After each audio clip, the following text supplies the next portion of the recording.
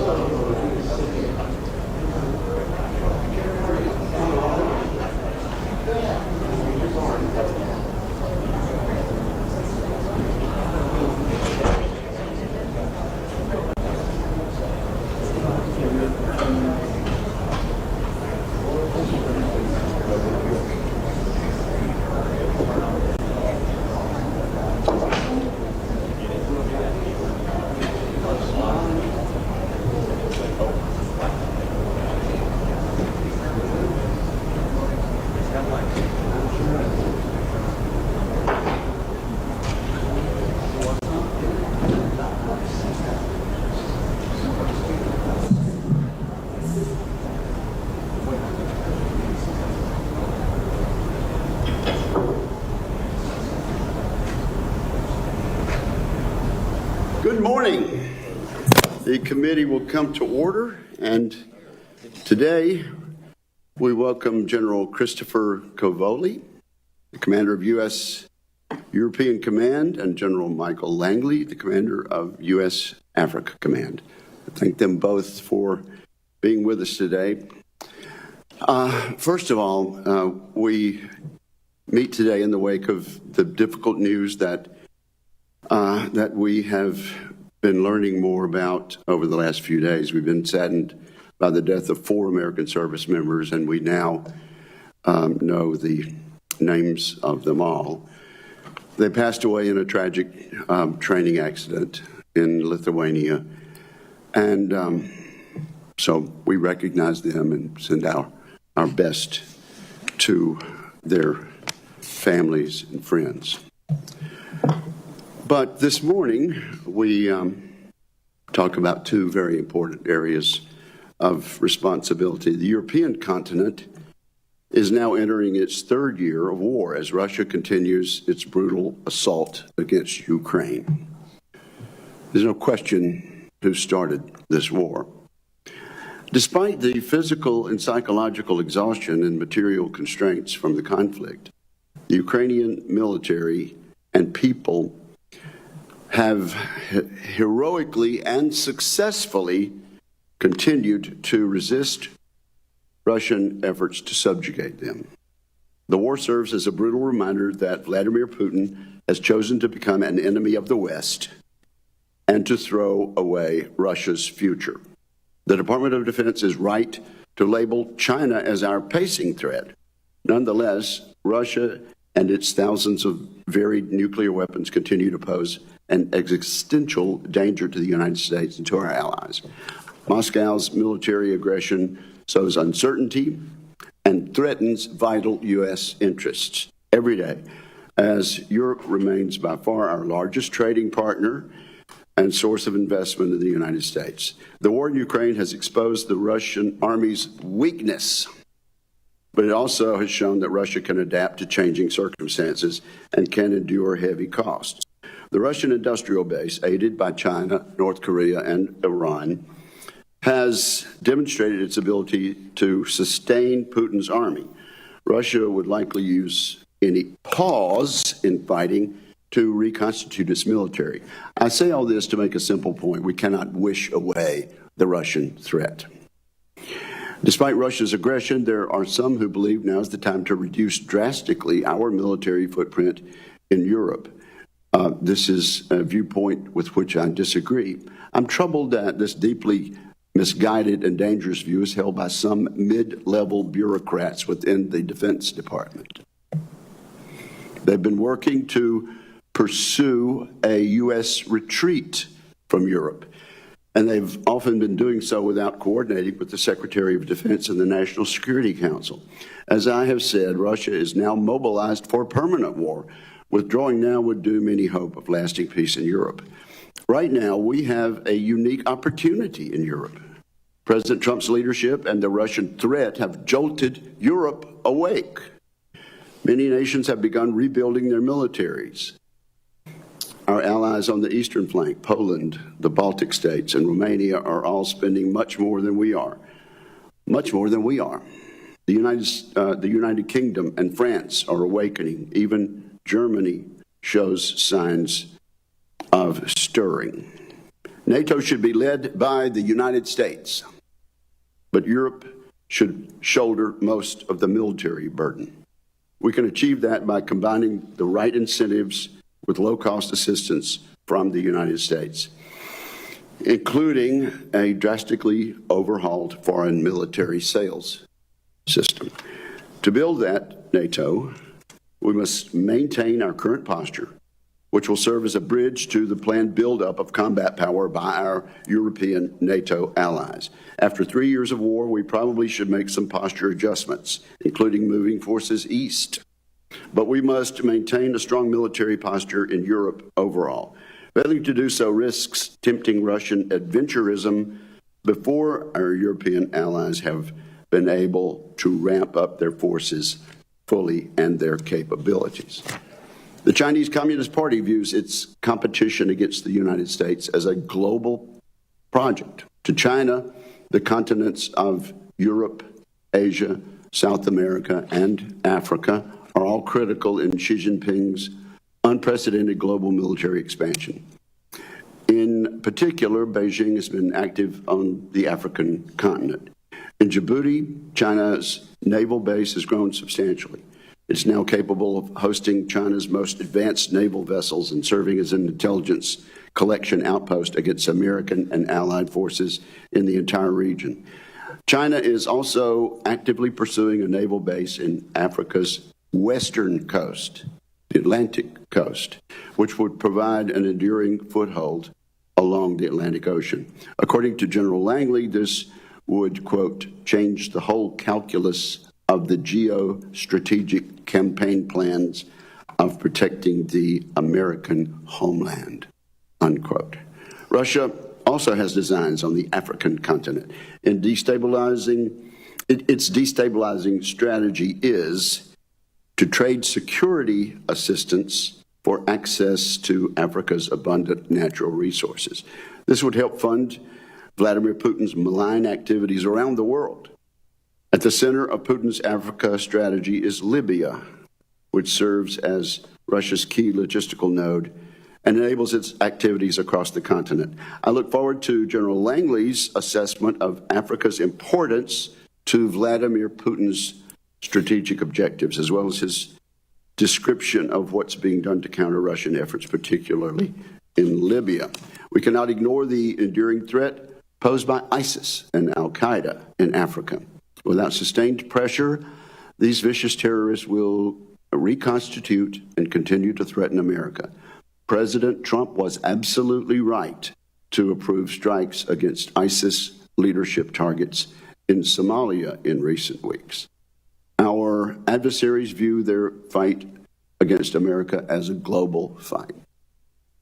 We see their efforts playing out across Europe and Africa in particular. Now is not the time for an American withdrawal from these theaters. We cannot allow the Chinese Communist Party and its partners in Moscow, Tehran, and Pyongyang to overcome us strategically or to erode the ability to protect American interests around the world. So we have a lot of important topics to talk about today. I look forward to hearing our witnesses address these and many other concerns during this hearing, along with my friend, the ranking member, whom I recognize right now. Well, thank you very much, Mr. Chairman, and let me begin by adding my condolences to the families of those soldiers who perished in Lithuania. General Cavoli, General Langley, welcome. Thank you both for appearing today. I'd also like to take a moment to recognize that this will be the final hearing before the committee for each of you before your well-deserved retirements. No. Yes. For 4 decades, well, we could change that. Well, for 4 decades, you have stepped forward time after time to lead American service members, including in combat, and through historically difficult challenges. You have made the United States safer. You have made our forces in Europe and Africa stronger. On behalf of this committee, thank you for your distinguished service to our nation. Congratulations to you and your families on your pending retirements.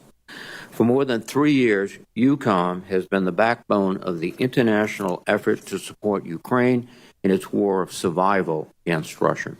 EUCOM has enabled the Ukrainians to succeed on the battlefield while sending an unmistakable message to America's adversaries around the globe. However, in recent months, the position of the United States has reversed. The Trump administration has repeatedly shown disrespect and contempt for NATO and our European allies. The Trump administration has begun negotiating with Vladimir Putin, but has surrendered much of our strongest leverage for nothing in return. As the administration seeks to negotiate an end to the war, I would point out that Russia is not in a strong position. Putin has sustained staggering costs in Ukraine, including more than 200,000 soldiers killed and hundreds of billions of dollars of military equipment and weapons destroyed. Russia has even turned to North Korea for reinforcements. In addition, Russia's closest ally in the war, Iran, is weaker than it has been in decades due to recent Israeli and U.S. actions. In contrast, the Ukrainian military continues to hold its ground and to display impressive innovation on the battlefield, and the Ukrainian people remain resolute in the face of daily Russian brutality. I would argue that there is never a time to appease Putin, but it is certainly not now. The Russians do not seem interested in actually negotiating or ending this war, and the Ukrainians should not be forced to make a deal that disadvantages them. General Cavoli, you have testified in the past that Russia is, quote, a chronic and growing threat to U.S. interests. I would appreciate your assessment of the war in Ukraine and your views on future U.S. military activities and investments needed in the EUCOM area to uphold our steadfast commitment to collective defense and America's security. In Africa, our adversaries have focused on building trade relationships while seizing influence from us. China's military ambitions on the continent are no secret, from their growing presence in Djibouti to the more than 100 seaports that have been constructed, financed, or operated by Chinese state-owned enterprises and could be used as dual use for future military contingencies. Russia has expanded its military engagement in Africa also, including by restructuring the Wagner Group's operations under an umbrella organization called Africa Corps, a historic irony of great proportions. They want to expand the reach of the Russian private military enterprise across the entire continent. Russia is also investing heavily in disinformation campaigns across the continent to spread anti-Western movements, undermine democracy, and promote Russian-backed authoritarian leaders, especially in regions like West Africa. It would seem that America's competitors recognize that to neglect Africa is to invite long-term strategic peril. General Langley, given these challenges, AFRICOM must continue to explore new methods to maintain U.S. security interests in the region. To do so, it is important that your command receives the resources it needs to maintain engagement and increase situational awareness across the continent. I would appreciate your thoughts on the wide-ranging set of challenges and what your command needs to best address these challenges. As we know, economic and political stability is essential for any partner nation anywhere in the world. For decades, we have relied upon our State Department diplomats and the U.S. Agency for International Development, or USAID, to develop deep, lasting relationships that can outlast China and Russia's economic coercion. Indeed, until recently, AFRICOM had a senior USAID officer within the command who served as the senior development advisor and reported directly to the commander. I'm deeply concerned that our soft power leadership in Europe and Africa has been badly crippled over the past several months. General Cavoli, General Langley, I would like to hear your perspectives on the critical importance of diplomacy and developmental tools to achieve our national security objectives and how our competitors have sought to capitalize on the withdrawal of USAID from your regions. Finally, I would highlight recent press reports that suggest President Trump may soon remake the entire U.S. combatant command structure, including dismantling AFRICOM and merging it under EUCOM. This would be a mistake and, I believe, a harmful decision. Gentlemen, please provide your assessment of the harm to the U.S. vital interests if we reduce our engagements in Europe and Africa and the opportunity that would provide for competitors like Russia and China. Thank you again for your service, for your leadership, for your sacrifice, and thank your families also. Thank you, Mr. Chairman. Thank you, Senator Reid. Which one of you wants to go first?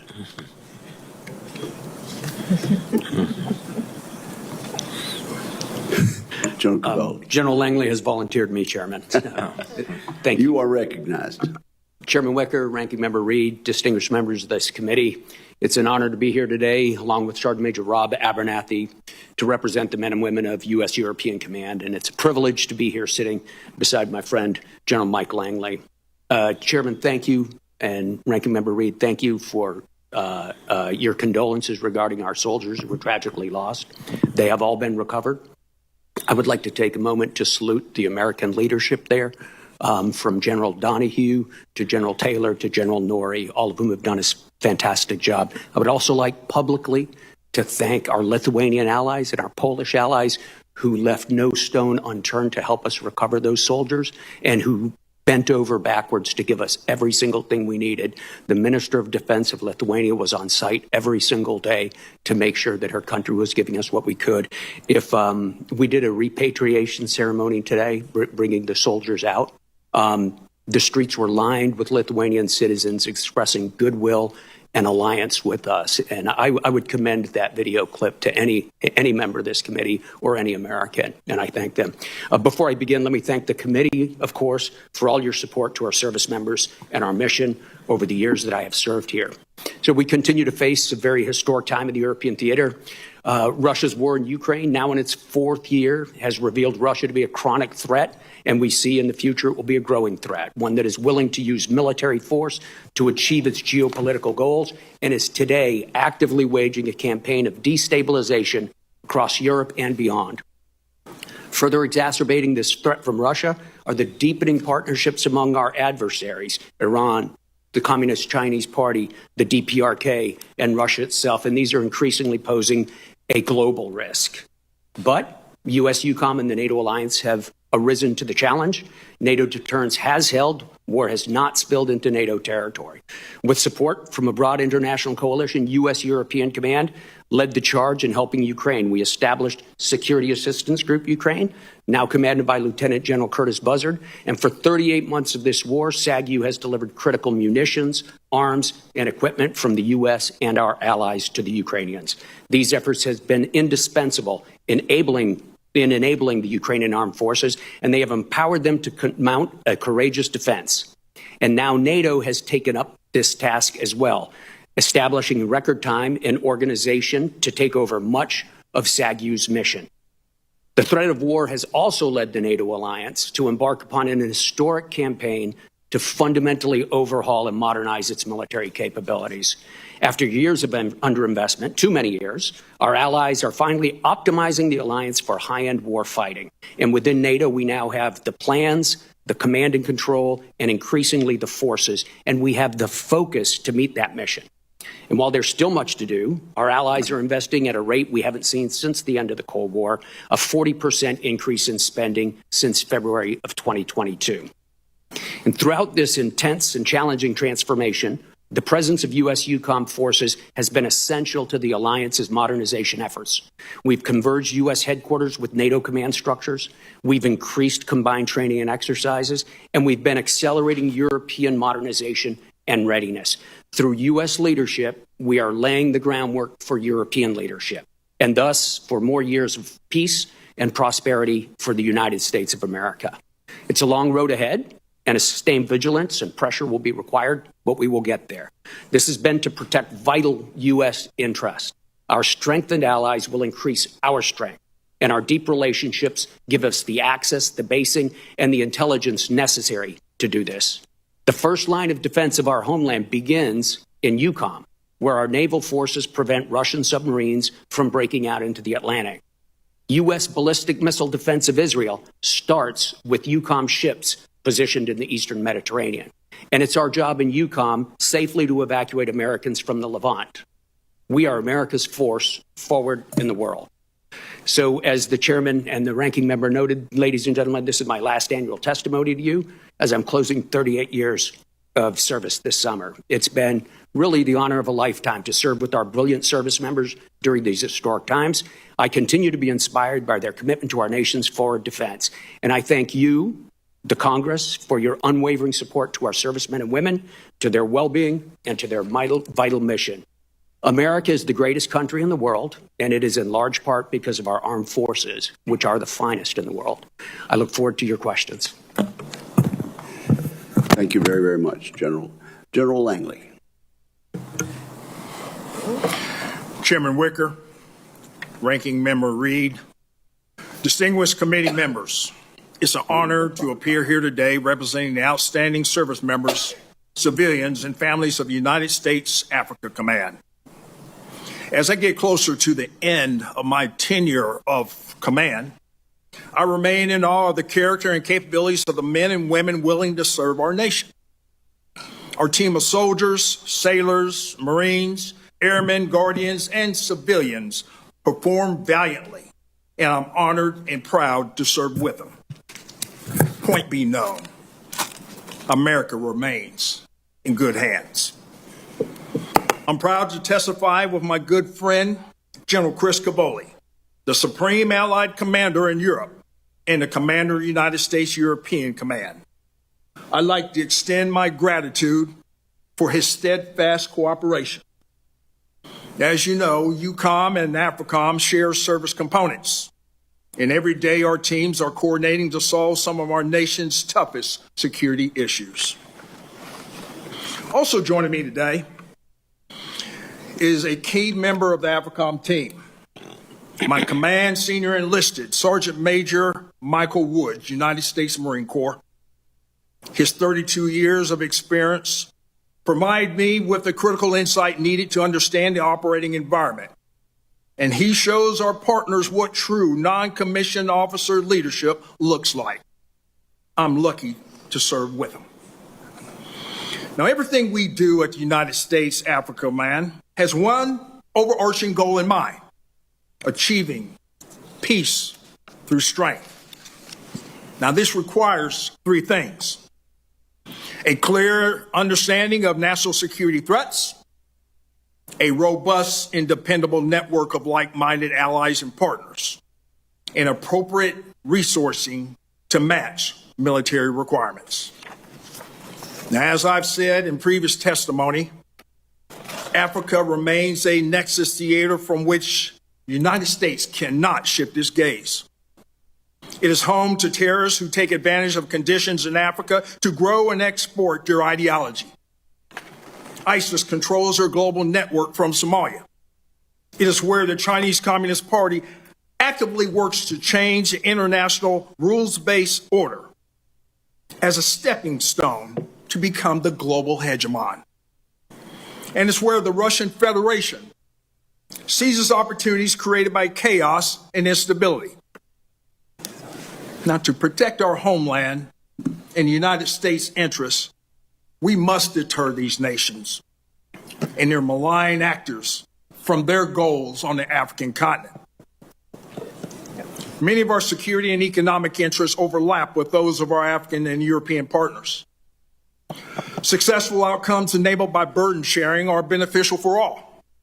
And as a posture-limited theater, AFRICOM, we establish strength and work towards peace by enhancing the security capabilities of our African partners through a robust system of alliances, exercises, training events, security cooperation, and foreign military sales programs are the backbone of our military activities on the continent. Through these activities, our forces lead by example with a warrior ethos and stand by our partners and enhance trust in the United States military. So the United States Africa Command seeks to match these capabilities with the current and emerging threats to ensure the security of our forces while advancing American interests. Intelligence, surveillance, and reconnaissance aircraft, crisis response forces, counter-unmanned aerial system technology, and integrated air missile defense platforms are critical to accomplish our mission. Ladies and gentlemen, I welcome your advocacy in ensuring that the necessary tools are in AFRICOM's hands. Thank you for giving me the opportunity to be here today, and I look forward to your questions. Well, thank you both for your excellent testimony. We're going to try to stay strictly to the 5-minute rule in our question and answer.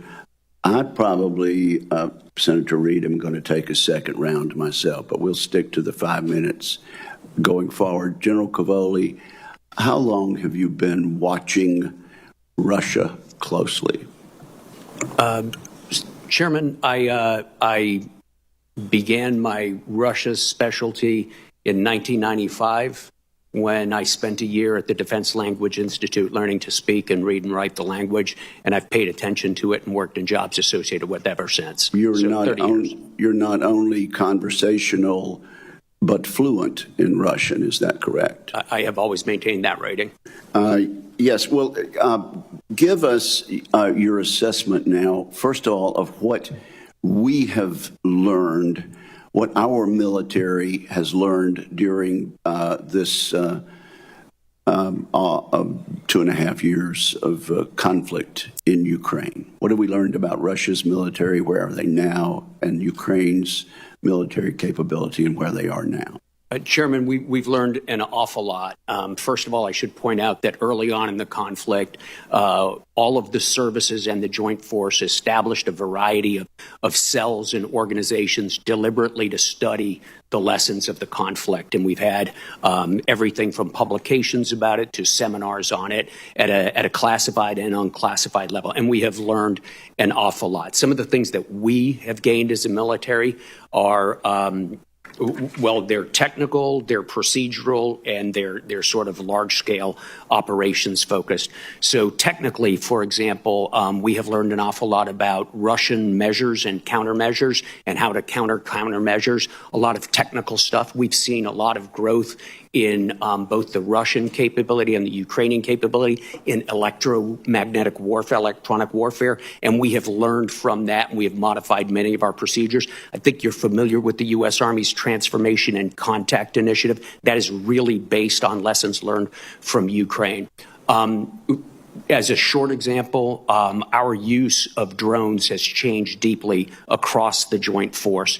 Before this conflict, in the U.S. Army, for example, we had very few but large drones associated with large units. Now we're proliferating smaller drones to smaller units and having a larger number of drones in lower and lower hands. Fundamental change in the way we're doing business. There are many, many other technical and tactical lessons we've learned. At a meta level, sir, I would say some of the big lessons we've learned are about scale.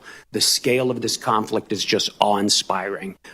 Thousands of tanks destroyed on both sides. The Russians have lost more than 4,000 tanks, which is the inventory almost of the United States Tank Corps. So the need for replacement, for depth of magazine, for resilience, all these are lessons that we're learning, and I believe the services are programming it as the years go forward. So we've learned a lot. Before you continue, in February of 22, we would not have dreamed of such a loss from Russia of tanks, would we?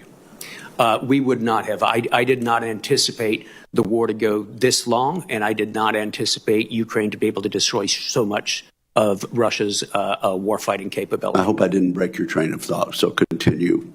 No, so as we watch the Russians, we see that their level of skill in some technical areas is very high and is evolving during the course of the war, but it's mainly isolated in specific pockets. It does not appear to be generalizable across the force, and overall the quality of their force, especially their ground force, has been decreasing throughout the conflict. On the Ukrainian side, we see sort of the opposite. We see a military that started pretty much from an almost cold start. We had been helping them before the war, but not at the scale we began to after the war, and they've evolved and developed very, very quickly. So we've learned a lot about institutional adaptation from watching both sides as well. If we or our NATO allies had to face Russia ourselves in a conflict, because of what we learned, would we be exponentially better off today because of the lessons we've learned in the last 2.5 years? Oh yes, Chairman. Thank you very much. Say a word or two in half a minute about the Russian economy. So the Russian economy has been both bolstered and distorted by this war. Specifically, the Russian government has had to turbocharge their defense sector. And in so doing, they have created a very strong inflationary pressures throughout the economy, but especially in the civil sector. They've responded to that with high interest rates to hold inflation down. The central banker, Elvira Nabiullina, has the overnight rate, the prime rate is over 21% right now. That is choking off the viability of the civil economy. So one has a huge oversized defense sector, but an anemic civil sector. And that defense sector, as you know, Chairman, is not a productive not a productive economy for the nation. It's productive for the fighting of the war, but beyond that, it has pretty much swamped things out. It appears that it will be very difficult to unwind such an imbalance, and we'll need to consider that as we go forward. Thank you, sir. We'll continue this conversation. Senator Reid. Thank you very much, Mr. Chairman, and thank you, gentlemen. General Langley, the presence of the United States on the African continent is not significantly military. In fact, we don't have any troops there at all, but we do have, until recently, a State Department and a USAID presence. Can you indicate to us how valuable that presence has been to you?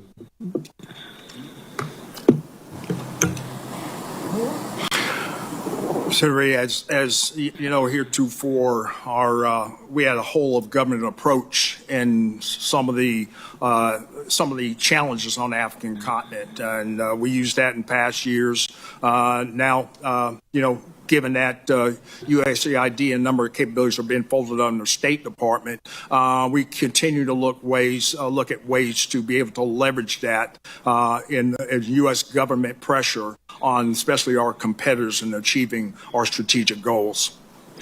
Thank you. General Cavoli, could you give the committee a brief assessment of the battlefield? We hear a lot about Ukraine's challenges, but as I understand it, they are still holding significant territory. They are taking the fight to the Russians and innovating on the battlefield daily. Sure, Senator Reid. All of the above is true. So if we take just a moment and go down the front line of troops, if you don't mind.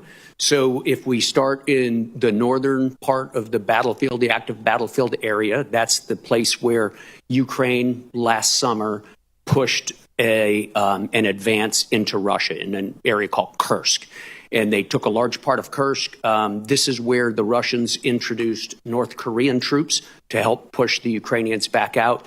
They set an original goal of the end of September to have the Ukrainians out of Kursk. The Ukrainians today are still in Kursk. There is a sizable force holding a sizable, diminished but sizable chunk of ground inside Russia in Kursk Oblast right now, and they're holding on very good defensive terrain. South of there in Belgorod, the Ukrainians a couple of weeks ago pushed a smaller counteroffensive back into Russia, so we still have a back and forth going up in that area. If we come down inside of Ukraine to some of the big battlefields up in Luhansk, and first of all, there's the city just west of the old Bakhmut called Chasiv Yar. The Ukrainians and the Russians have been fighting over this city and the city to the south of it, Toretsk, for about 8 months now. In recent weeks, the Russian offensives have sort of petered out. They had been decreasing in scale, moving from company size to platoon size, now basically small groups of infantrymen trying to rush forward under artillery fire. And they have failed to gain ground in the last couple of weeks. In fact, the Ukrainians have taken a little bit of ground back from them. If we come farther south from that, we get to Pokrovsk in Donetsk province, where the Russians continue to try to take Pokrovsk. They are stalled out on their axes trying to encircle it. They got pretty close, but the Ukrainians have held the Russians back. That's on the ground. The Russians seem to be suffering from a paucity of armored vehicles and a lack of manpower. The Ukrainians on their side have assumed very strong defensive positions, well dug in, and appear to have solved some of their manpower problems that were so acute last autumn. They've increased the pool of people available for mobilization. They've increased the pool of people available for voluntary recruitment, and they've done a good job squeezing people out of headquarters to the front. If we look in other domains, both sides are relying on long-range attack. The Russians largely with cruise missiles and glide bombs, and the Ukrainians are relying mainly on one-way attack drones, as well as some indigenously produced cruise missile systems, one in particular that I've got in mind that we could talk about in closed session, sir. I hope that helped. It does, sir.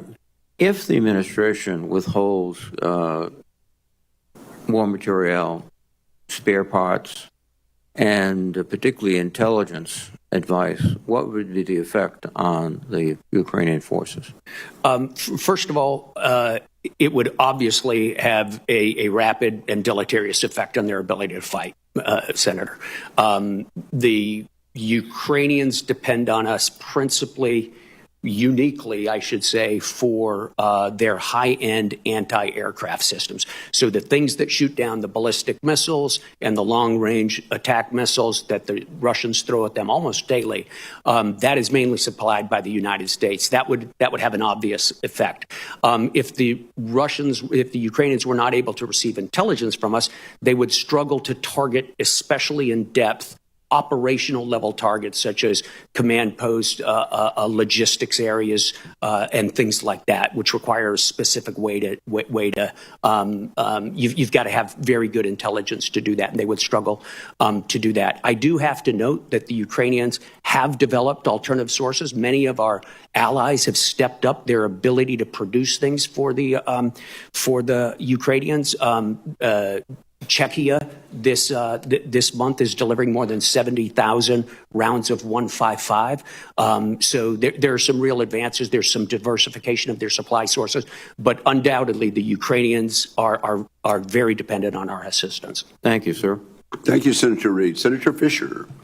Thank you, Mr. Chairman. General Langley and General Cavoli, thank you both for your many years of service to this country.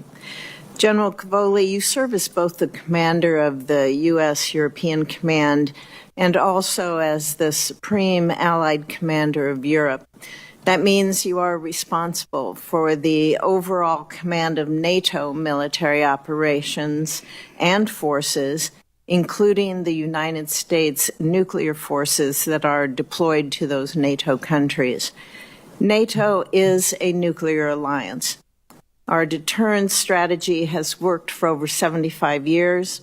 Having an American serve as Supreme Allied Commander of Europe has been a key part of that strategy.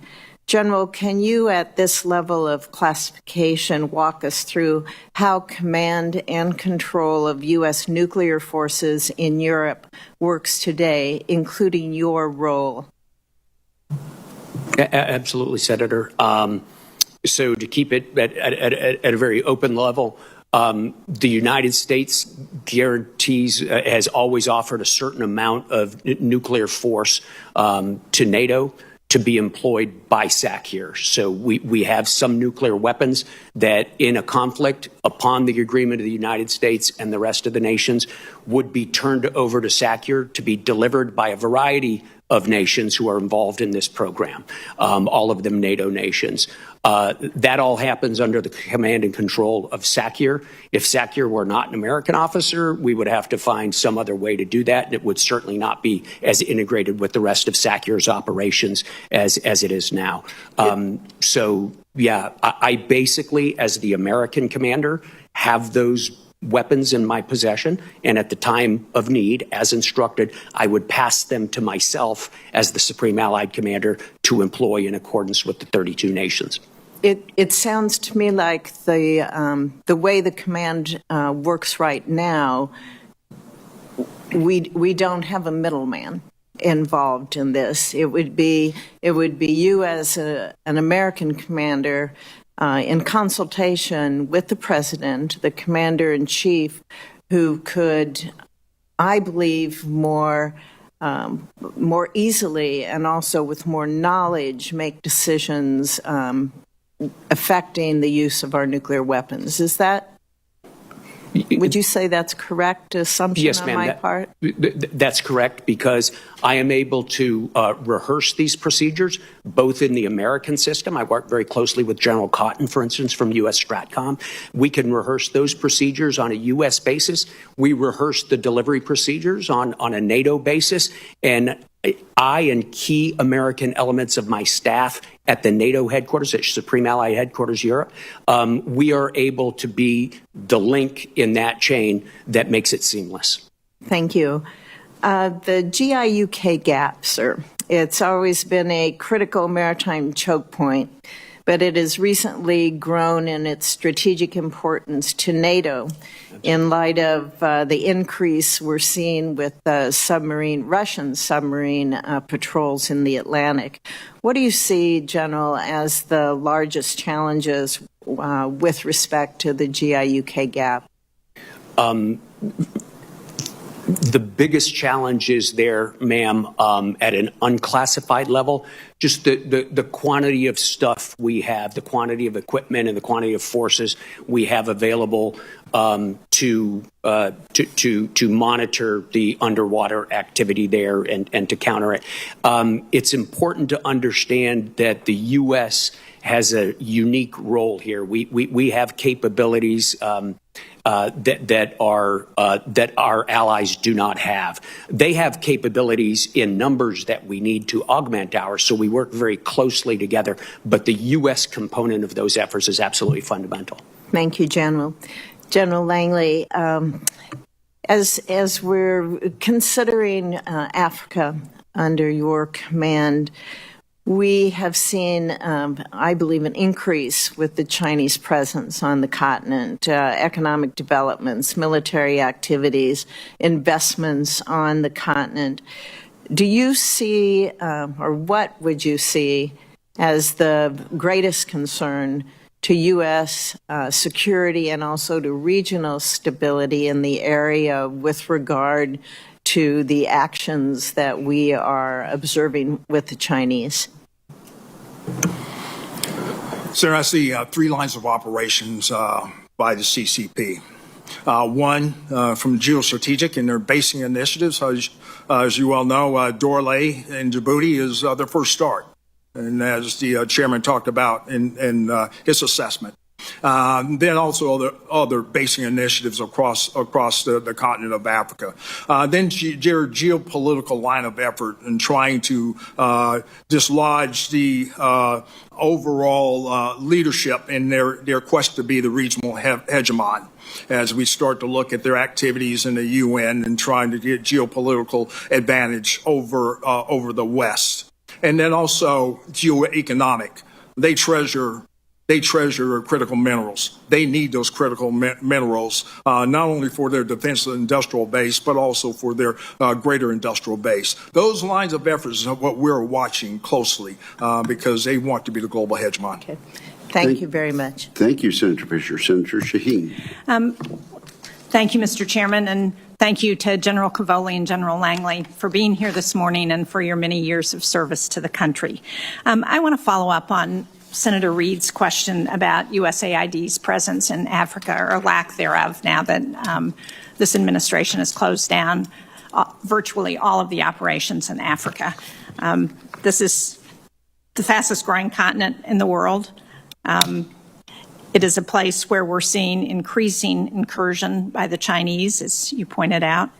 So as we have withdrawn our presence from countries in Africa, are you seeing additional Chinese presence come in to take over some of those services and programs that the United States has been providing? For example, in Rwanda, we had a program to help with children, women and children, and the challenges of childbirth. My understanding is that now that we have left that program, that the Chinese have come in to take it over.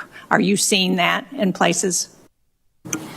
Sir, I am seeing that. You know, there's a number of programs that we see that the Chinese Communist Party is trying to replicate. They can't do what we do. They can't do what we do in PEPFAR, where they extended the life span of a number of Africans by 20 years. They're trying to replicate that. They're trying to match what we do. So that's what we're seeing as we start to fold in the capabilities of USAID under State Department. China's trying to exploit that scene.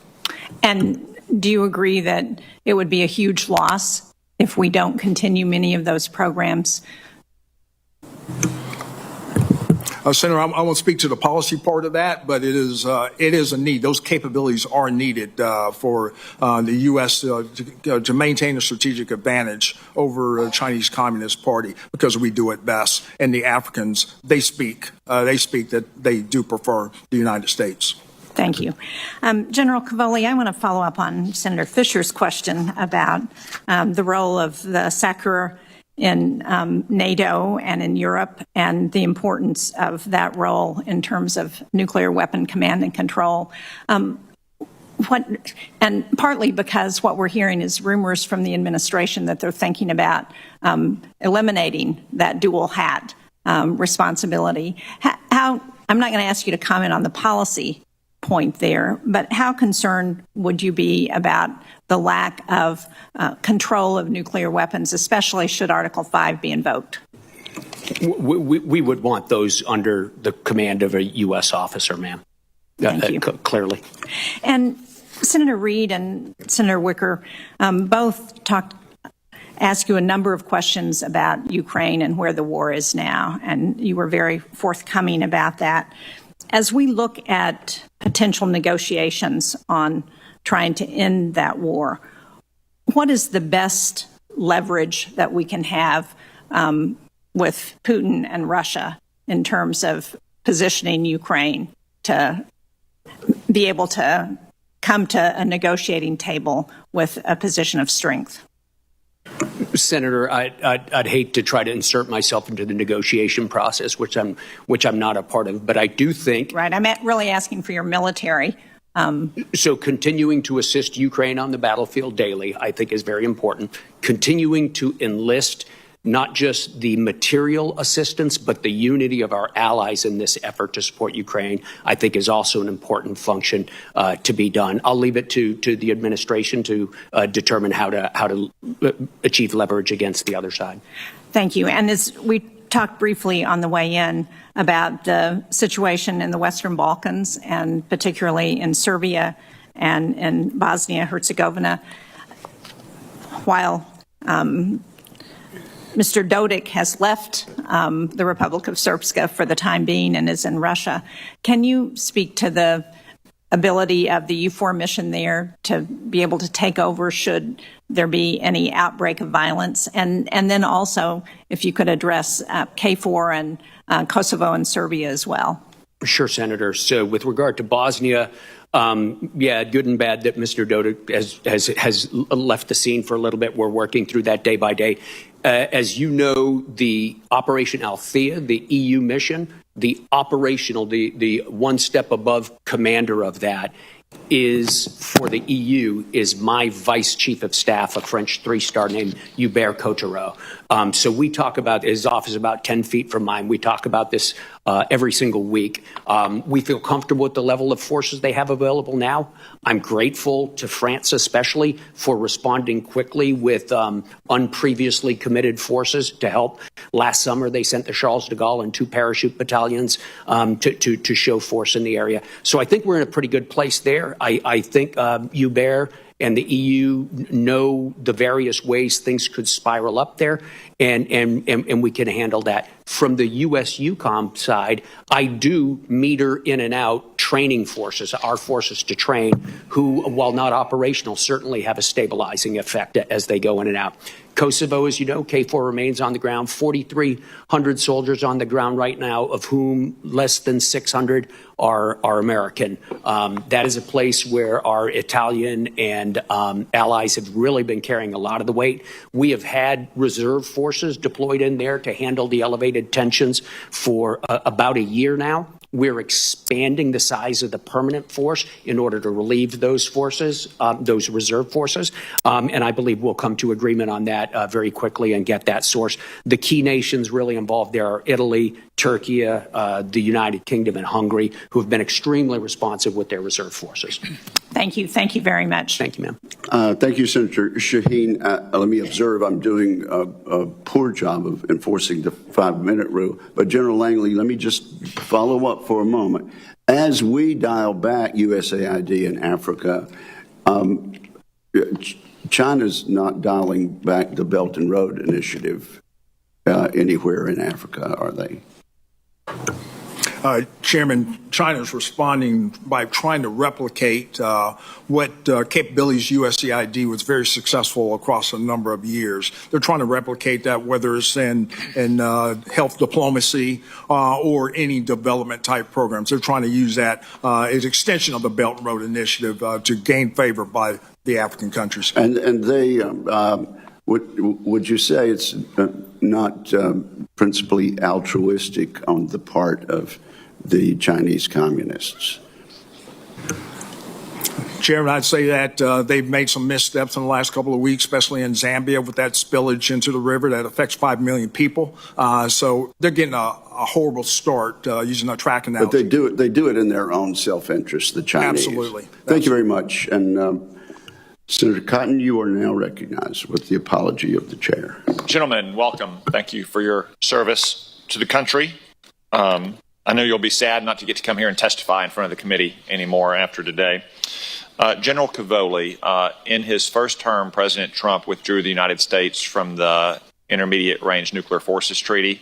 Finally, after years of Russian cheating with impunity, that's allowed our military to develop longer-range missiles. The Army has been developing the long-range hypersonic weapon, a ground-launched missile that has a range of up to, well, it has a long range, I'll put it that way. It appears that the Army's first multi-domain task force in the Pacific is slated to get this weapon first. Do you see a role for the long-range hypersonic weapon in EUCOM? I do, Senator Cotton. I think it would be very useful. I think coming out of the INF Treaty was a very important move, and it's one that we now should capitalize on in all the relevant theaters. The Army's multi-domain task force long-range fires battalion is the real key component. It's got several systems in, as I think you know, and there is a move to there is a request out there to place one of those in Europe that I could get into in closed session in detail with you if you'd like, sir. Okay, thank you. General Langley, the Trump administration has conducted multiple airstrikes against al-Shabaab targets since taking office. What's your current assessment of the threat that al-Shabaab poses to our national interest and specifically to the U.S. homeland?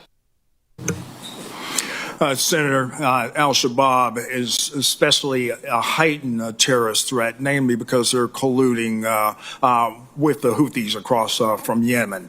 And so we're watching that closely. The President and the Secretary of Defense has given me expanded authorities. I can talk about those details as far as expanded authorities, but I will say we're hitting them hard. I have now had the capability to hit them harder. Okay, al-Shabaab is in the Horn of Africa on the East Coast. There's obviously other terrorists operating throughout Africa associated with al-Qaeda or the Islamic State. What's your assessment of the threats that all those terrorists on the African continent pose, and again specifically pose to the U.S. homeland? Senator, left unchecked, they will have a direct threat on the homeland, whether it's just their networks or even their ideology. We remember 1 January 2025, what happened in New Orleans. Still, there are some that have been indoctrinated by this false ideology of Islam. Okay. General Cavola, coming back to you, outside of your AOR, but I think perhaps with some follow-on effects, the Assad tyranny fell late last year. That has imperiled Russia's access to its naval base in Syria. There have been reports that Russia is looking to replace that base elsewhere in the Mediterranean, including potentially in Libya. How do you assess the situation in the Mediterranean and Russia's access to the Mediterranean since the fall of Assad? Senator, they've suffered a big loss. They've suffered the ability to maintain sustained maritime operations in the eastern Mediterranean. It's much more difficult for them now. They are searching, and I'll let Mike talk about this if you'd like to, sir. They're searching for alternative basing to replace Tartus, which they've mainly lost on the north shore of Africa. They've failed so far to achieve a long-term agreement for a major base.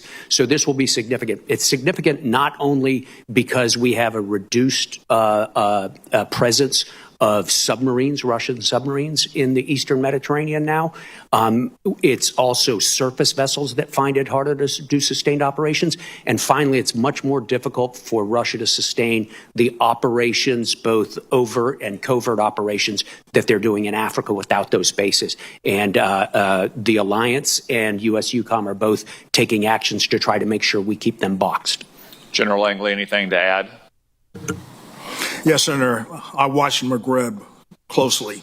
Russia now does have initiatives because that is NATO's southern flank, from Morocco to Algeria and even Tunisia and Libya. I engage with them closely for shared objectives of denying the militarization of NATO's southern flank. Okay. Thank you, gentlemen. Thank you, Senator Cotton. Senator Hirono. Thank you, Mr. Chairman. And my thanks to both of you for your decades of service. I did want to mention the concerns that our European allies must have regarding what happened with Signalgate. So U.S. officials, including Vice President Vance and Secretary of Defense Hicks, said, this is for General Cavoli, use Signal to communicate classified Yemen strike plans, putting the lives of our service members at risk. And in addition to sharing classified material on an unsecure network, the Vice President and Secretary of Defense spoke contemptuously about our European allies. I think both of you very much know how important our allies are and how important it is for us to continue to strengthen our relationships with our allies. So it certainly doesn't help when we have our leaders in an unconscionable way being contemptuous of them. General Cavalli, do you think sharing operation plans on unclassified systems puts our warfighters at risk? Ma'am, we have protocols to handle classified information. We adhere to them to the extent that we're capable. When there's a failure in that, we, of course, investigate it. Answer is yes? Yeah. Have you heard from our European allies? Have any of them indicated to you their concerns about the security breach on our part? No, not directly. I've not had anybody ask me about that or talk to me about that. What do you think they are thinking regarding the security breach? Ma'am, it's hard for me to put myself into their Is heads. it reassuring to them? It's hard. It's hard. I can't, characterize their thoughts, ma'am. So none of them actually said to you, what is going on? No, if one in did, the I United would, of course, States? tell you. Mm-hmm. That's pretty surprising. Don't we share intel with our European allies? Of course, it's one of the most important parts of our alliance and our bilateral relationships.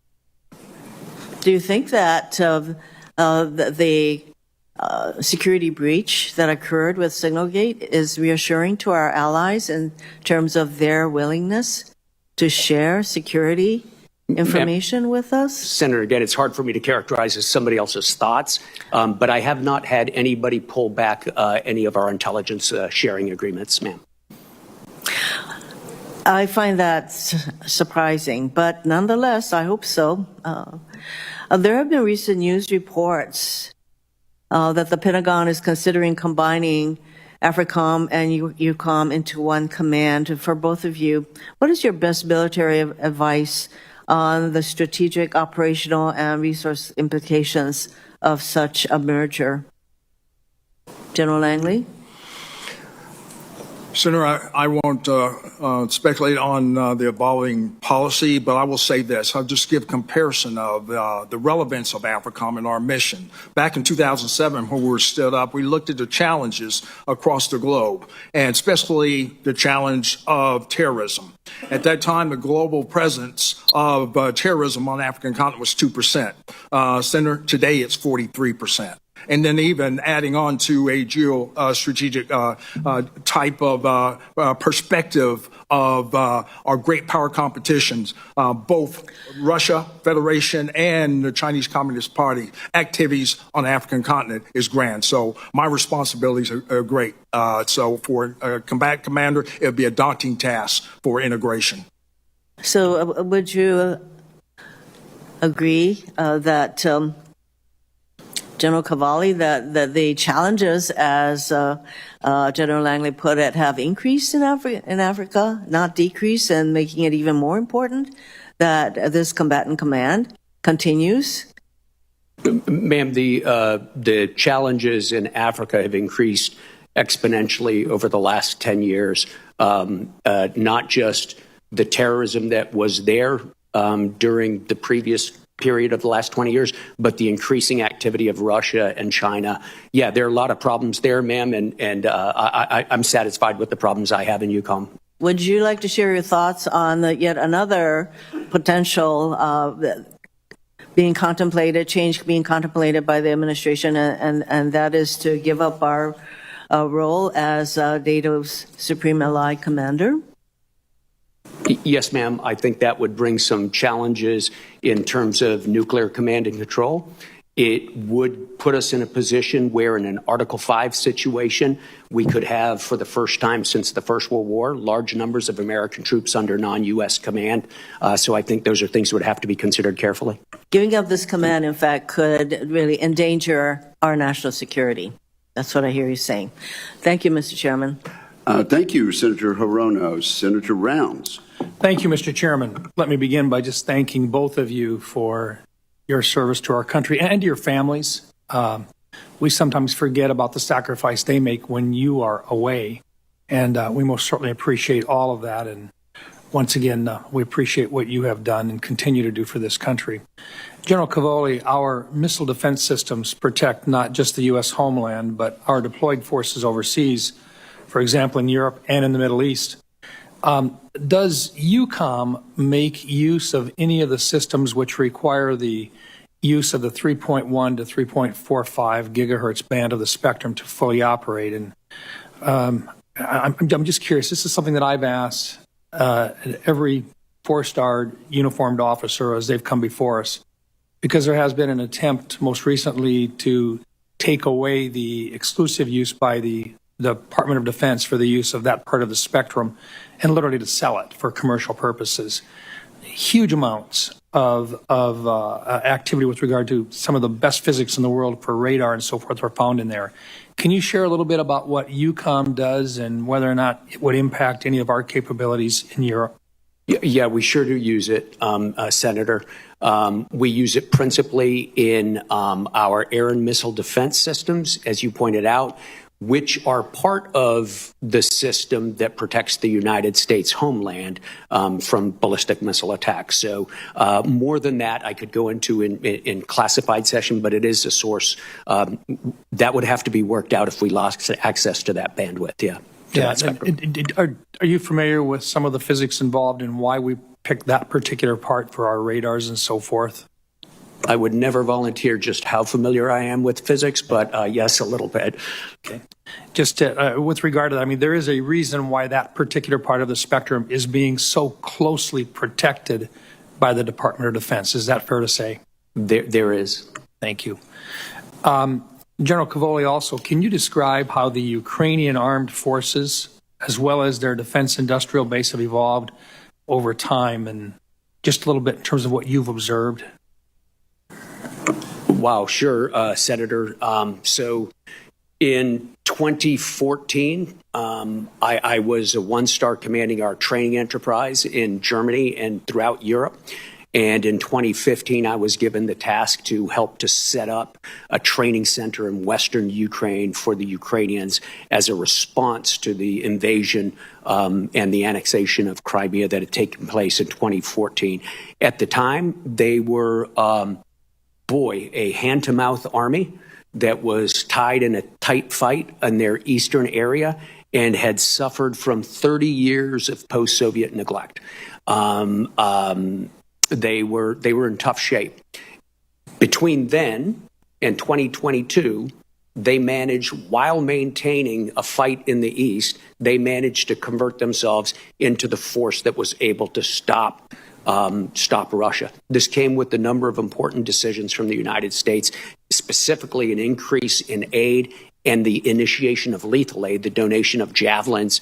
I believe it was in about 2016 or 2017 we gave that. Since then, you know the trajectory, sir. They went from being basically Minutemen with javelins stopping a Russian invasion to being an organized force that is increasingly able to generate force in a reliable and predictable fashion. Very difficult to do, especially on the fly. It's taken a couple of years to get it going. And they've developed a defense industry that is producing many of their own munitions right now. In fact, I would say they're the world leaders in one-way attack drone technology. Interesting. As you've watched this and observed this, you've watched what Russia has done as well. What would be your assessment of how Russia would react to a conflict between the United States and China?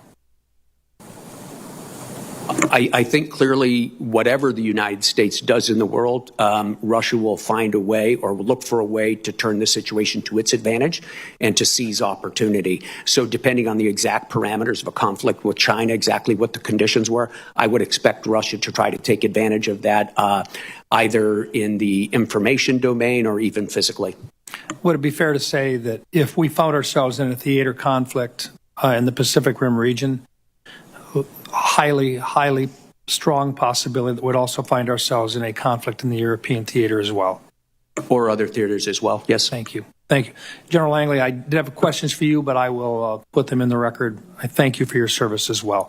Thank you, Mr. Chairman. Thank you very much, Senator Rounds. Senator King. Thank you, Mr. Chairman. Thank you, Mr. Chairman. Based upon the testimony this morning, I'd like to move we extend the terms of these two generals for another 4 years. Without objection. Sorry, fellas. The bad news is you get to tell your family. I have to point out, Mr. Chairman, that in the hour that we've been sitting here, investors in the United States stock market have lost $2.5 trillion, and I think that's something that should be noted. General Cavoli, it appears that the Russians and President Putin are engaged in what they consider a kind of waiting game, a grinding down in the conflict in Ukraine. Are the Ukrainians destined to lose? No, Senator. Thank you for the question because I think it's an important one. There's nothing inevitable in war. And the Ukrainians are in very strong defensive positions right now and are improving weekly their ability to generate force and to reinforce those positions. It is hard sitting here right now to envision a major Ukrainian offensive that clears everybody, out of every square inch of Ukraine. But likewise, it's very hard to envision Ukraine collapsing and losing that conflict. I do not think there's an inevitability to a Ukrainian loss. And a follow-up question, and you touched on this in answers to Senator Brown's. Describe the Ukrainians' evolution of their force over the course of this conflict. My sense is they've really gone, as I think you mentioned, Minutemen with a rifle to a really serious modern military force. Yeah, absolutely, Senator. So in the beginning, they had a certain number of organized brigades in the East. But what really kicked in was sort of volunteers who spontaneously came in, organized under officer leadership. General Syrski north of Kiev was key in stopping that advance toward Hostomel and then back out, pushing the Russians out of Bucha. They evolved from that.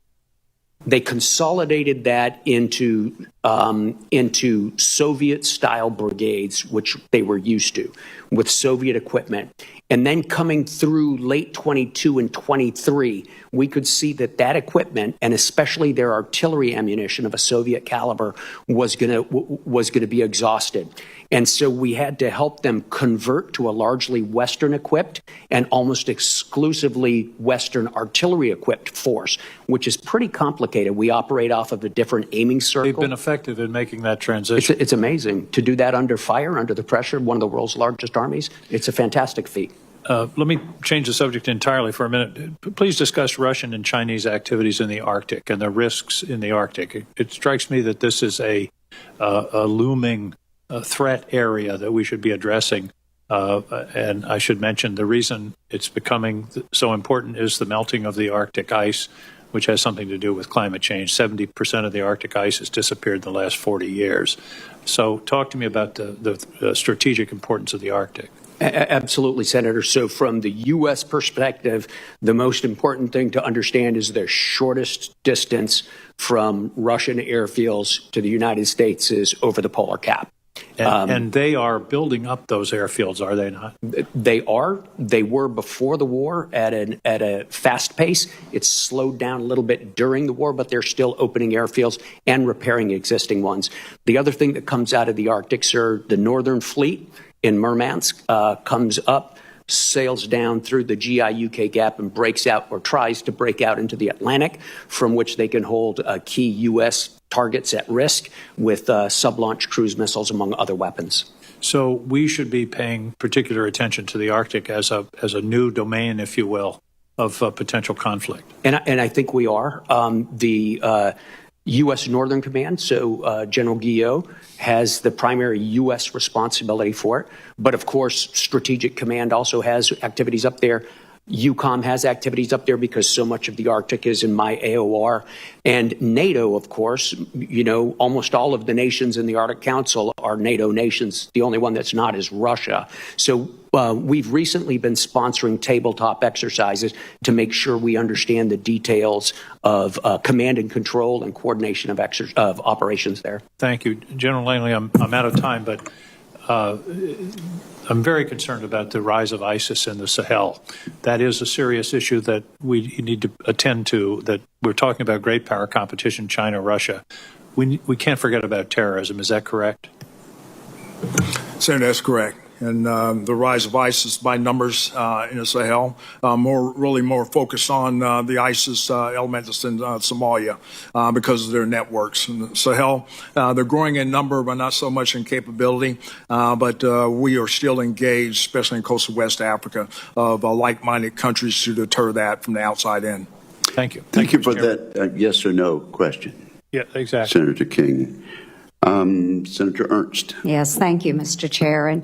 And first, I want to express my condolences as well to the families of the four fallen, and as they begin their dignified transfer process, our hearts are with those their family members, as well as the entire Third ID family. So, General Cavoli, thank you for your respects to those family members. Let's just start and talk a little bit about leadership, because it has been brought up many times over.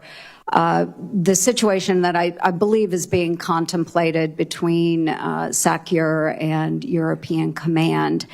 And you have expressed that you believe it is important to have American leadership in those positions. Is that true, General Cavoli? Ma'am, that, of course, would be a policy decision. I merely laid out the advantages and disadvantages of it from a military perspective. Thank you. From a military perspective, problematic. Thank you. I do believe it is important, and I'll paraphrase a little bit, but the Army definition of a leader is someone who inspires others to follow towards a common goal or objective for the good of the unit or the organization. And I would say, again, this is just me speaking, Senator Ernst, but I do think it is very important that America remains engaged on the world stage and that we exhibit that type of leadership in order to secure our own national defense. Would you also believe that, General Cavoli? I do agree with that, and I see it every day that our allies crave our leadership and are stronger with it, and they're stronger for us. Thank you. And General Langley, I shared a quote with you yesterday. It is, an American soldier is a hero standing still. And I looked it up. It is General Patton that gave us that quote. Can you talk, because you mentioned something about the convening, really the convening ability of our United States military. Can you speak to that, please?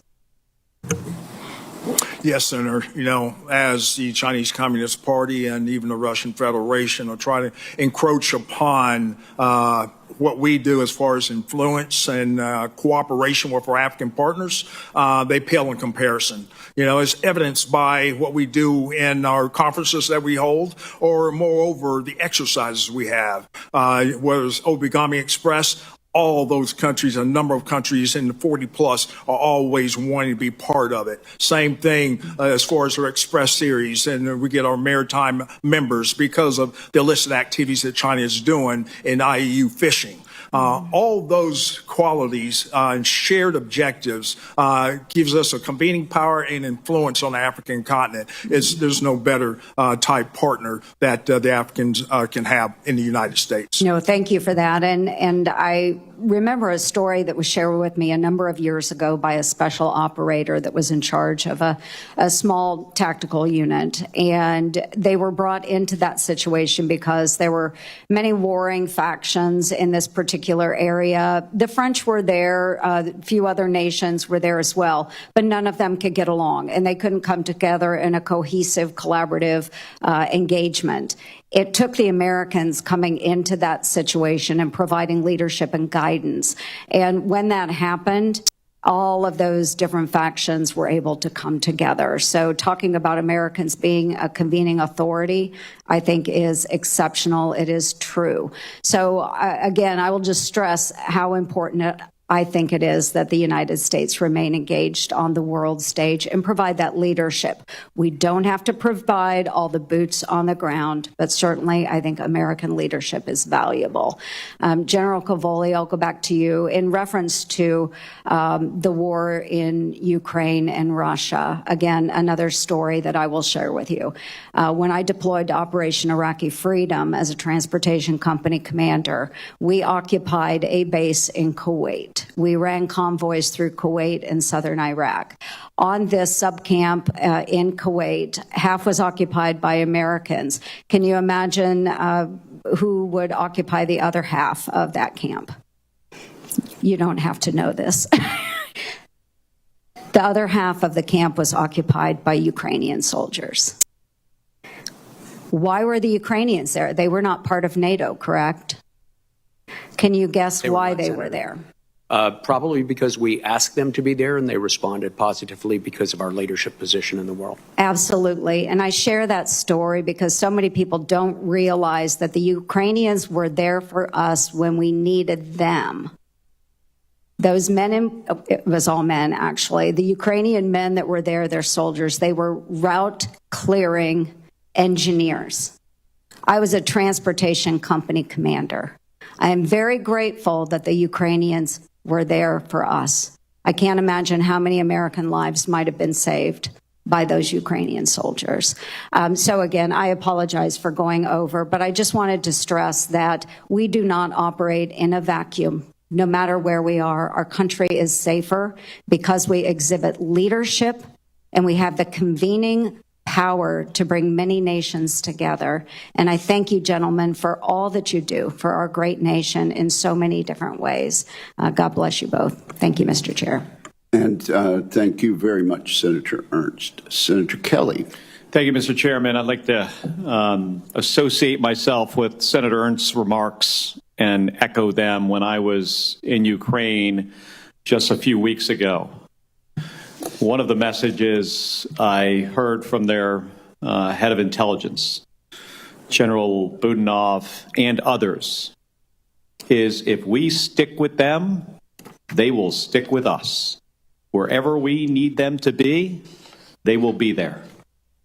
And when you consider that they're literally fighting for their survival and fighting for their lives, to express to me how important our relationship was and what it means to them going forward. I think we have a friend we can always rely on. But I am concerned about, over the last few weeks, the politics around this conflict have gotten us off track. But I'm curious, General Cavoli, from your perspective, friction between President Zelensky and President Trump, how do you feel our Ukrainian allies are handling this right now? And what concerns do you hear directly from them about our ability to support them? I just had members of the Ukrainian parliament in my office, and we were talking specifics. We're talking about ATACMS rounds, HIMARS, PAC-3 rounds for Patriots, AIM-120s, 155 millimeter artillery rounds, GPS, these systems. Can you just give me a summary about where you think we are with our support, and what do they need to continue this fight? Thank you, Senator Kelly.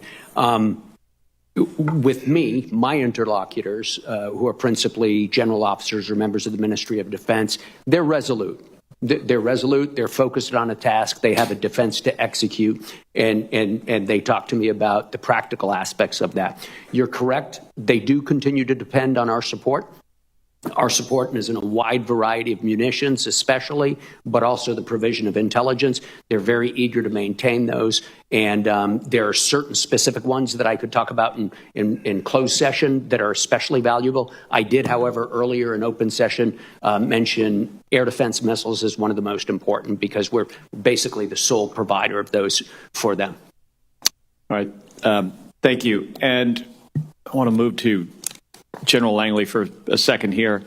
Good to see you again, too, General. AFRICOM has continued to experience conflict arising from the uptick in violent extremist organizations as our focus continues towards large-scale combat operations in Indo-PACOM and Europe. I'm concerned that our defense modernization and optimization will trend towards those theaters, but away from other issues that we can't ignore: the real threat of terrorism and gray zone operations, especially in AFRICOM. It's critical that we don't lose sight of this real threat. And you previously highlighted, General, your need for more ISR capability, calling ISR an active deterrent in Africa. Yet we have limited platforms to go around.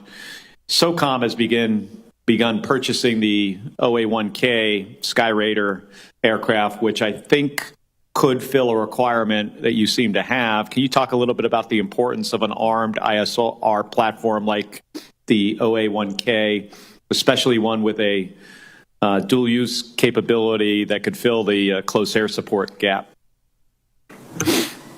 Senator, thank you. I will speak to the capabilities of various ISR platforms in Africa, especially as far as our operations, ongoing operations across Somalia and in support of the Somali National Army.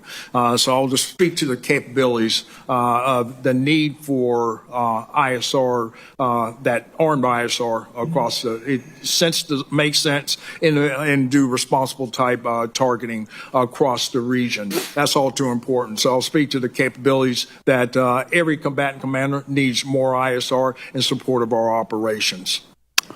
And do you feel the OA-1K could fill a gap that you have at AFRICOM?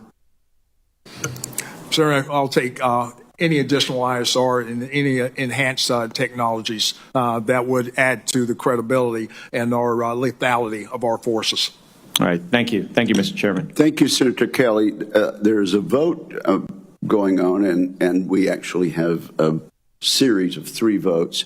The hearing will continue, and I'll pass the gavel to various members, but the hearing will not recess for the votes.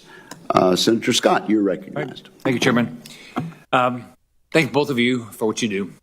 Thank you for the men and women that work for you and serve with you. And I want to recognize and honor the 4 brave American heroes who lost their lives serving the country in Lithuania. So that has to be a tough day when that happens and talking to their families. So, General Cavoli, can you talk a little bit about the importance of what Poland, Estonia, Latvia, Lithuania are doing in contrast to, historically at least, maybe Germany is finally going to show up and do their part. But can you talk about the importance of what they're doing along the eastern flank and then in contrast to what the lack of investment that Germany's made in the past and the importance of what these countries on the eastern flank are doing? Sure, Senator. It's a great opportunity to talk about some of our allies, some of our newer allies, right? These are not plank owners. These are post-Warsaw Pact allies of the United States. Poland's at 4.7% of GDP. Right? As a benchmark, we are at about 3.4%. So this is a country that has had very rapid economic growth sustained over the last 15 years and is committing it to correct an imbalance in their defensive capability. They're buying vast quantities of U.S. equipment, by the way, but more important, they're integrating it with the alliance and they're making it available to the alliance for collective defense, which is fantastic. They are rapidly becoming the bulwark of our ground defenses on the eastern flank, and their officer corps is stepping up to the task as well. If we come up through Lithuania, Latvia, and Estonia, every single one of those countries has come above 2%. Estonia is headed over 3%. 2 of the 3 countries have reintroduced at least limited conscription. They are building defensive fortifications, and they have extremely well integrated national defense plans with our NATO defense plans. Very, very active. I spend quite a bit of time there working with them on their plans. Finland, of course, Finland never looked away from its national defense requirements throughout years and years and years since the Winter War of 1939, and they have happily and seamlessly and quickly integrated their defense plans into our NATO defense plans. And in fact, they're contributing a 3-star land component command to handle the potential ground fight in the high north for us. So very grateful to those countries. You want to talk about Germany? Germany has performed as an ally for many decades, sir. During the Cold War, we know how strong they were. They, like many other nations in the alliance, took a holiday from readiness and force-sizing, and they're trying to correct that. It's a complicated situation politically, but I believe that Friedrich Merz, has been able to negotiate as part of a future coalition. He'll be the future chancellor. He's been able to negotiate at long last an agreement to be able to use deficit spending to be able to finance more rapid growth, and we look forward to having that happen. They have very solid plans for expansion and for modernization. We just need to see it get going. If you were placing troops around the NATO alliance, American troops without any past, where would you move troops?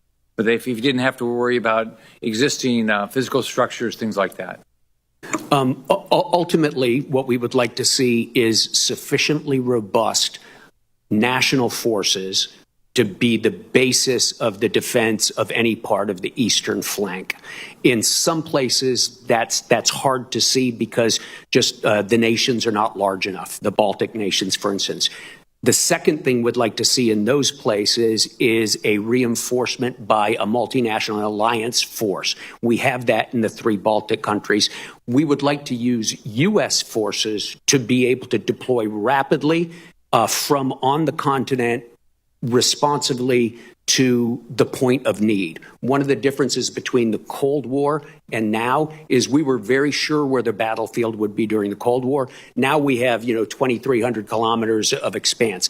The U.S. forces bring capabilities that nobody else has and can move the fastest. So I need them in locations where they can be trained, ready, and where they have the infrastructure and the political agreements, the international agreements, to be able to deploy quickly from. All right. Thank you. Thank both of you for your service. Thank you, sir. Thank you, Senator Scott. Senator Tuberville. Good morning. Thank you, gentlemen, for your service and good luck after retirement, but you're not done yet. General Langley, AFRICOM has historically suffered from shortfalls in manpower and ISR and security and all those things. Sounds like from your testimony that Africa is in trouble. 40% rise in terrorism. What's your most pressing need that you can tell us for what we can help you with? Senator, thanks for that question. My number one operational priority is protection of the force. And so as I stipulated in my opening statement, I focused on matching capabilities to the threat. When we match capabilities to the threat, it first calls for integrated air missile defense, and it calls for ISR. And other platforms would add to the capacity and capability of protecting the force. In closed session, I would be able to elaborate with more specificity, but all combatant commanders always ask for those aforementioned type platforms. Yeah, thank you. General Cavoli, how much closer today is Ukraine from this time last year winning this war against Russia? They're in a much better position not to lose it, Senator Tuberville. They have shored up their defenses. They've assumed very strong defenses, and they've improved their force generation capability. So they're in a much better position than they were.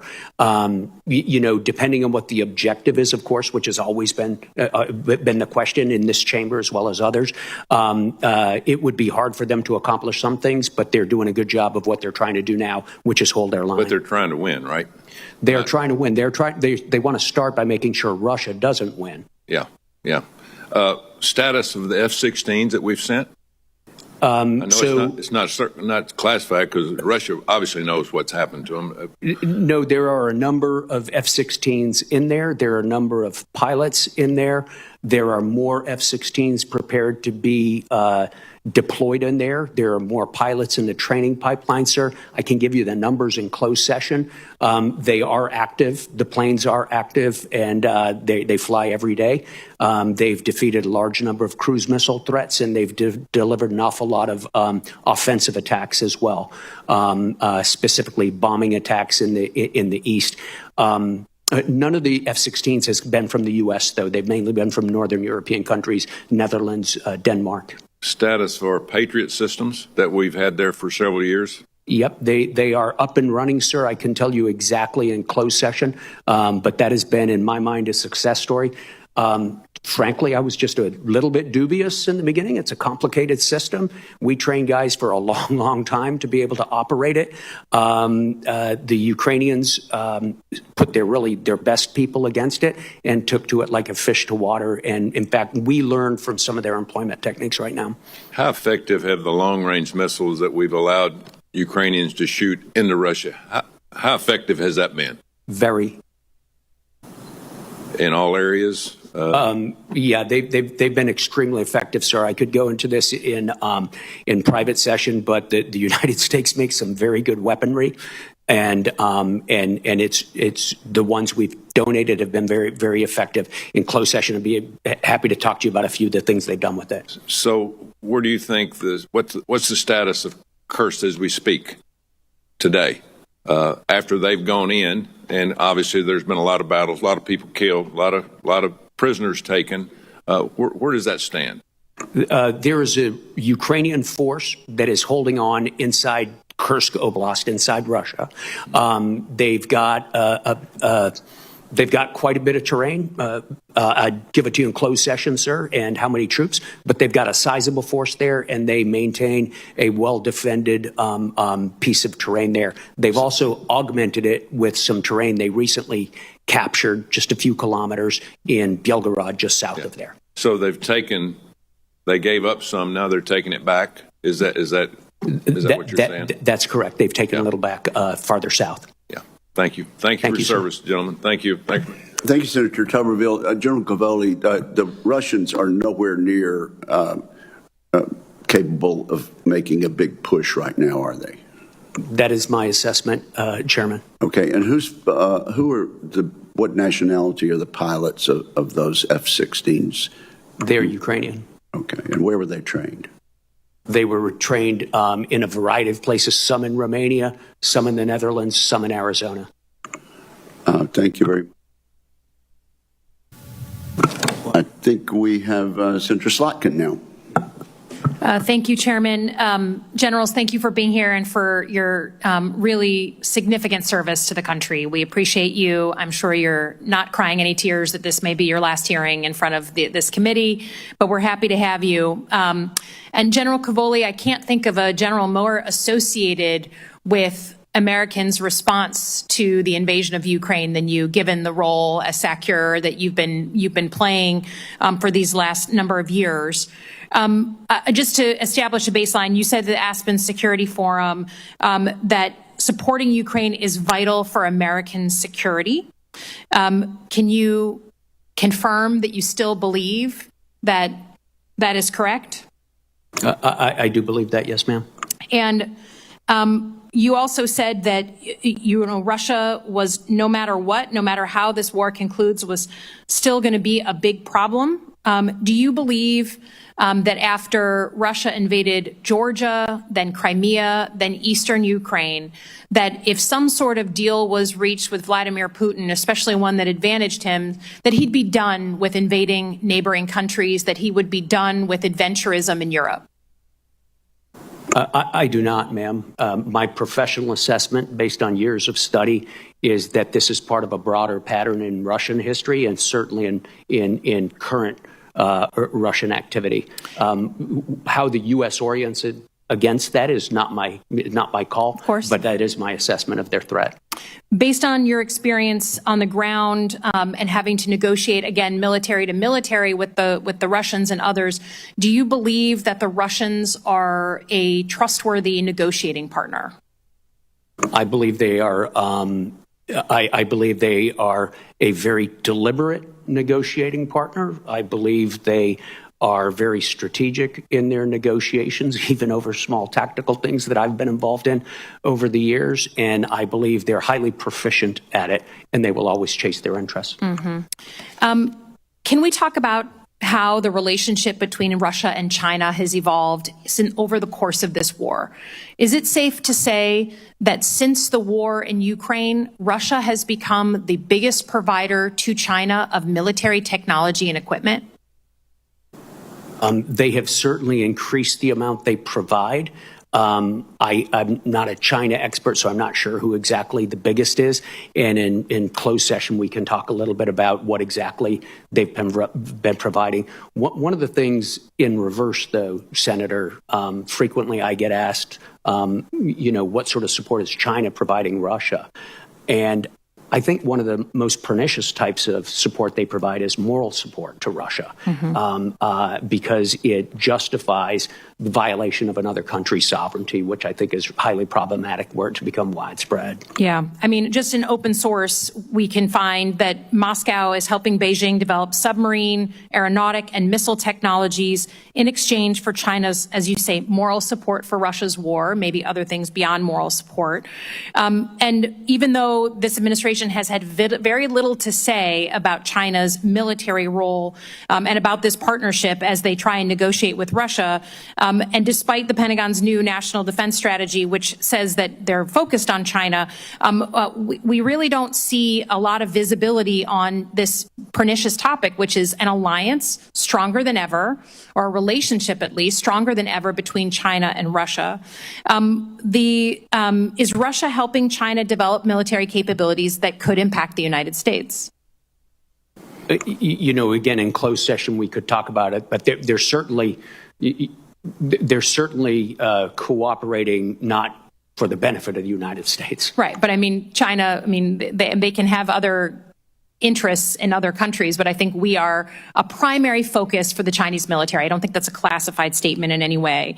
Do you believe that the Chinese are watching what we do in Europe, in Ukraine, and with Russia, and learning lessons that they may use when it comes to potentially taking over Taiwan? They are. Do you believe, what are the lessons then that you think they're learning from this, watching us in this conflict, as we now quickly move to negotiate with Putin, put a lot of trust in him and the person that invaded a democracy? Do you think it makes them more likely or less likely to go ahead and try and take Taiwan? Ma'am, I think they're learning lessons at every echelon, one of them being the policy-making and decision-making echelon. I'll leave that to others to comment on. But at the military level, operationally and tactically, they're studying the conflict very, very hard in ways that we know they would apply to their to any potential conflict in Taiwan. Again, thank you for your service, your long service, both of you, and I yield back to whoever is acting as chairman. Okay, there we go. I recognize myself for 5 minutes. Germany is the biggest economy in Europe, twice the GDP of Russia. But it's also been the biggest free rider in NATO for decades. They've finally reached 2% of GDP on defense by some metrics, but they're still not a very capable force. Germany promised in 2023 to deploy an armored brigade to Lithuania, and that brigade isn't going to be fully operational until 2027. It takes the nation that once fielded hundreds of divisions 4 years to move a single brigade just a few hundred miles away from Germany. General Cavoli, the Europeans are finally starting to spend more on their defense, but how long is it going to take before their spending turns into real capability? Thanks, Senator. This is a very important question because we have been waiting a long time to get the levels of defense spending we're starting to see. Now there's got to be something to buy. So we have a lot of countries, 23 nations, budgeting over 2% this year, several going over 3%. I believe the number 6 are over 3% this year.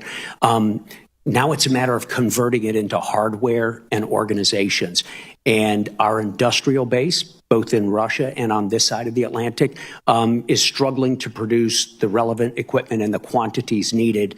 So basically, there's more money available than stuff right now, sir. I think Why? Well, our defense industrial bases on both sides of the Atlantic consolidated and atrophied under lack of orders. And then there are some bureaucratic problems in governments in terms of acquiring stuff so that it goes slowly. But I think this question of the elasticity of our defense industrial base, again, on both sides of the Atlantic, is one of the great strategic questions of the next 10, 15 years. Got it. The German defense minister last year said that Germany needed to move towards spending 3% of its GDP or more on defense.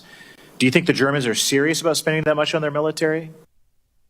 Yeah, I think they are, Senator. And the reason I say that is because Friedrich Merz was just elected as the next chancellor in Germany. And very rapidly, he, sort of outlined the next coalition that he's going to be leading. And they came to an agreement to do a massive increase in defense spending, far beyond the 100 billion euros they talked about a couple of years ago. And the way they got there was by releasing the so-called debt brake that prevented Germany from assuming deficit spending. So they have exempted defense spending from the debt brake. This is an historic breakthrough for them, and it is the thing that's going to allow them to apply their rather prodigious economic resources to defense. They have a very strong plan to modernize and to expand. It's exactly in accordance with what I need as the Supreme Allied Commander, and I'm very eager to see this coalition. Feel like they're collaborating with you on that plan? Absolutely, sir. Good. How much would it strengthen your hand if all of our NATO allies increase their spending on defense up to 3%? Sir, I don't think you've ever met a general who wants less defense spending among the force providers. It would help a great deal. But it would strengthen your hand. It would help. Absolutely, and we're eager to see it come to pass, and we're especially eager to see it turn into real capability, which is going to require some improvements in our industrial capacity. It's clear that the United States should redeploy more of its units in Europe to the Pacific. but I also want to make sure that we do that in the right way. General, what U.S. capabilities are our European allies least capable of replacing right now? Yeah, they're least capable of replacing high-end air and missile defense on a large basis. They depend on us for significant intelligence collection, processing, exploitation, and dissemination. They depend on us for deep, long-range fires. They depend on us for aerial command and control for large-scale campaigns. They depend on us for the backbone of certain parts of command and control. Those are really the key things.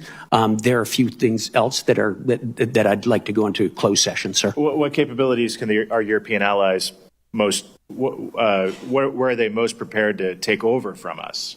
Well, right now they do a variety of things without us, right? So today I believe it's 17 or 20 European ships, NATO ships turned over to my command as SACEUR. Normally, military forces are held by the nations, and then they turn it over to me for particular operations. I have 0 U.S. ships working for me as SACEUR right now.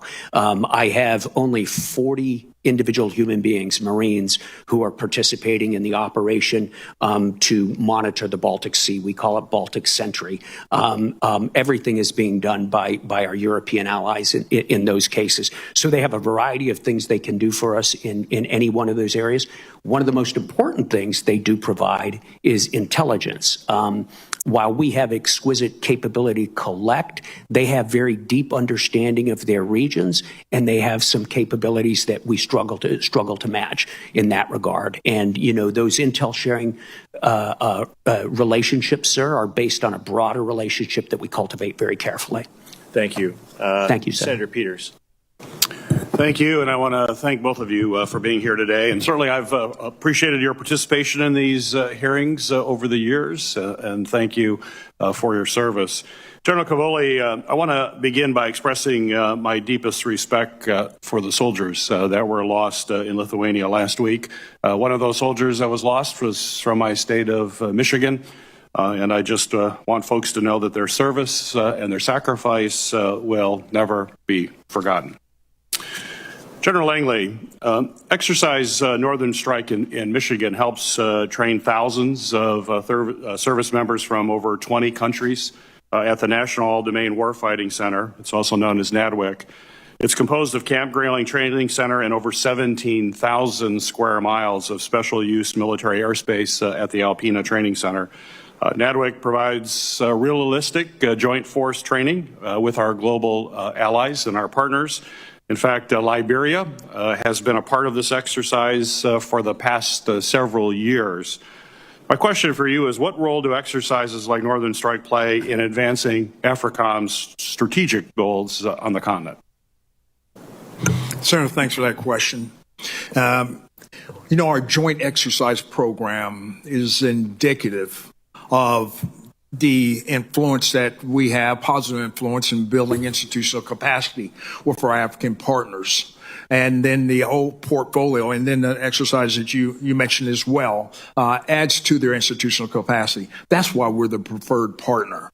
As we go forward and they address their challenges in building security cooperation or the ability to address the multiple layered threats that these countries face, they choose the United States. I know that the Chinese Communist Party and even the Russian Federation are through their throes of efforts of trying to replicate it, but they always come back to the United States to be the preferred partner for building institutional capacity. So for the exercise there and what Liberia does, they chose right.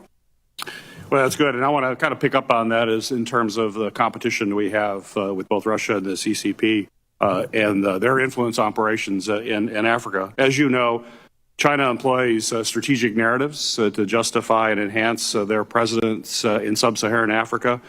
Through partnerships with African journalist training programs, the CCP integrates its perspective into local media. It directly engages in more than 60 African political parties. But their most influential impact, I think you would agree, has been the Belt and Road Initiative, which has significantly impacted Africa's economic landscape. through substantial investments, particularly infrastructure investments. In 2023, African countries experienced a 47% increase in Chinese construction contracts and a 114% surge in investments compared to the previous year, which totals about $21.7 billion, a substantial amount. So my question for you, sir, is can you expand upon the growing presence that China has in Africa, politically, economically, and militarily, and how that is a threat to our very important strategic interests on the continent? Yes, Senator, thanks for that question. China's trying to set the globe now. They want to be the global hegemon now. Chairman Xi has put out a 2049 plan, but they want to get there earlier. So therein lies the importance that we engage and show assurance actions, but we just can't just harbor the facts. We harbor the facts, but we don't own the narrative. That's being drowned out by the CCP and their campaign plans to be able to influence civil society, influence the militaries. They can't replicate what we do, whether it be their trying to copy what we're doing in our IMET or our international military education training. It doesn't compare. And we match our efforts, whether it's Title 22 funding or Title 10 funding, whether it be security, the State Partnership Program, or the SFABs, Security Force Assistance Brigades. They build institutional capacity like none other. Our African partners know that. So whatever is in the information space, we do need to meet it with a comparable narrative. Thanks, sir. Thank you. And once again, thank you to both of you for your service. Thank you. Thank you. I will call myself now. From Truman and Eisenhower through Reagan and Gates, U.S. leaders, no matter how committed NATO, have made some interesting comments I think are worth highlighting here. General Eisenhower, the Supreme Allied Commander, noted that if in 10 years, this is, by the way, in 1951, if in 10 years all American troops stationed in Europe for national defense purposes have not been returned to the United States, then this whole project will have failed. Dean Acheson, the Secretary of State, said the United States must lead, but it must not carry. President Kennedy said, we want to make sure that NATO is not a fair weather organization. The burden of freedom must be shared equally among its members. LBJ stated, LBJ had similar thoughts, and his administration demanded offset agreements from West Germany to cover the costs of U.S. troops there. President Nixon and Henry Kissinger. Nixon noted, the United States will participate in the defense and development of allies and friends, but America cannot and will not conceive all plans, design all programs, execute all decisions, and undertake all the defense of free nations of the world. Caspar Weinberger said, our European allies must recognize that security cannot be achieved by words alone. It must be backed by commitment and capability. Robert Gates, in his farewell speech to NATO, said there will be a dwindling appetite to expand increasingly precious funds on behalf of nations that are apparently unwilling to devote the necessary resources to be serious and capable partners in their own defense. Even Secretary Mattis said Americans cannot care more for your children's future security than you do. While some of my colleagues have been wringing their hands over the possibility that the United States might step away from its role as a supreme allied commander in Europe, I can tell you who isn't all that worried about it. It's the American people. Quite frankly, they probably thought that ended when Dwight D. Eisenhower was no longer the supreme allied commander. And speaking of General Eisenhower, I read that quote. If in 10 years all American troops in Europe for military purposes have not returned to the United States, then this whole project will have failed. That's 70 years ago, over 70 years ago. Time and time again, the United States is expected to shoulder Europe's defense while rich European countries sit back, issue statements, and undeliver. Some of my colleagues point out that since the war in Ukraine began, Europe has collectively spent as much as on European defense as the United States, as if that's some great triumph. To me, it just shows how upside down this whole arrangement is. How is it even remotely impressive that the nations defending their own continent are only barely keeping pace with the country across the Atlantic? If Europe really believes it's facing an existential threat from Russia, it should be spending not just as much as we have, but magnitudes more than we do. 10 times, 100 times. That's what a commitment would look like.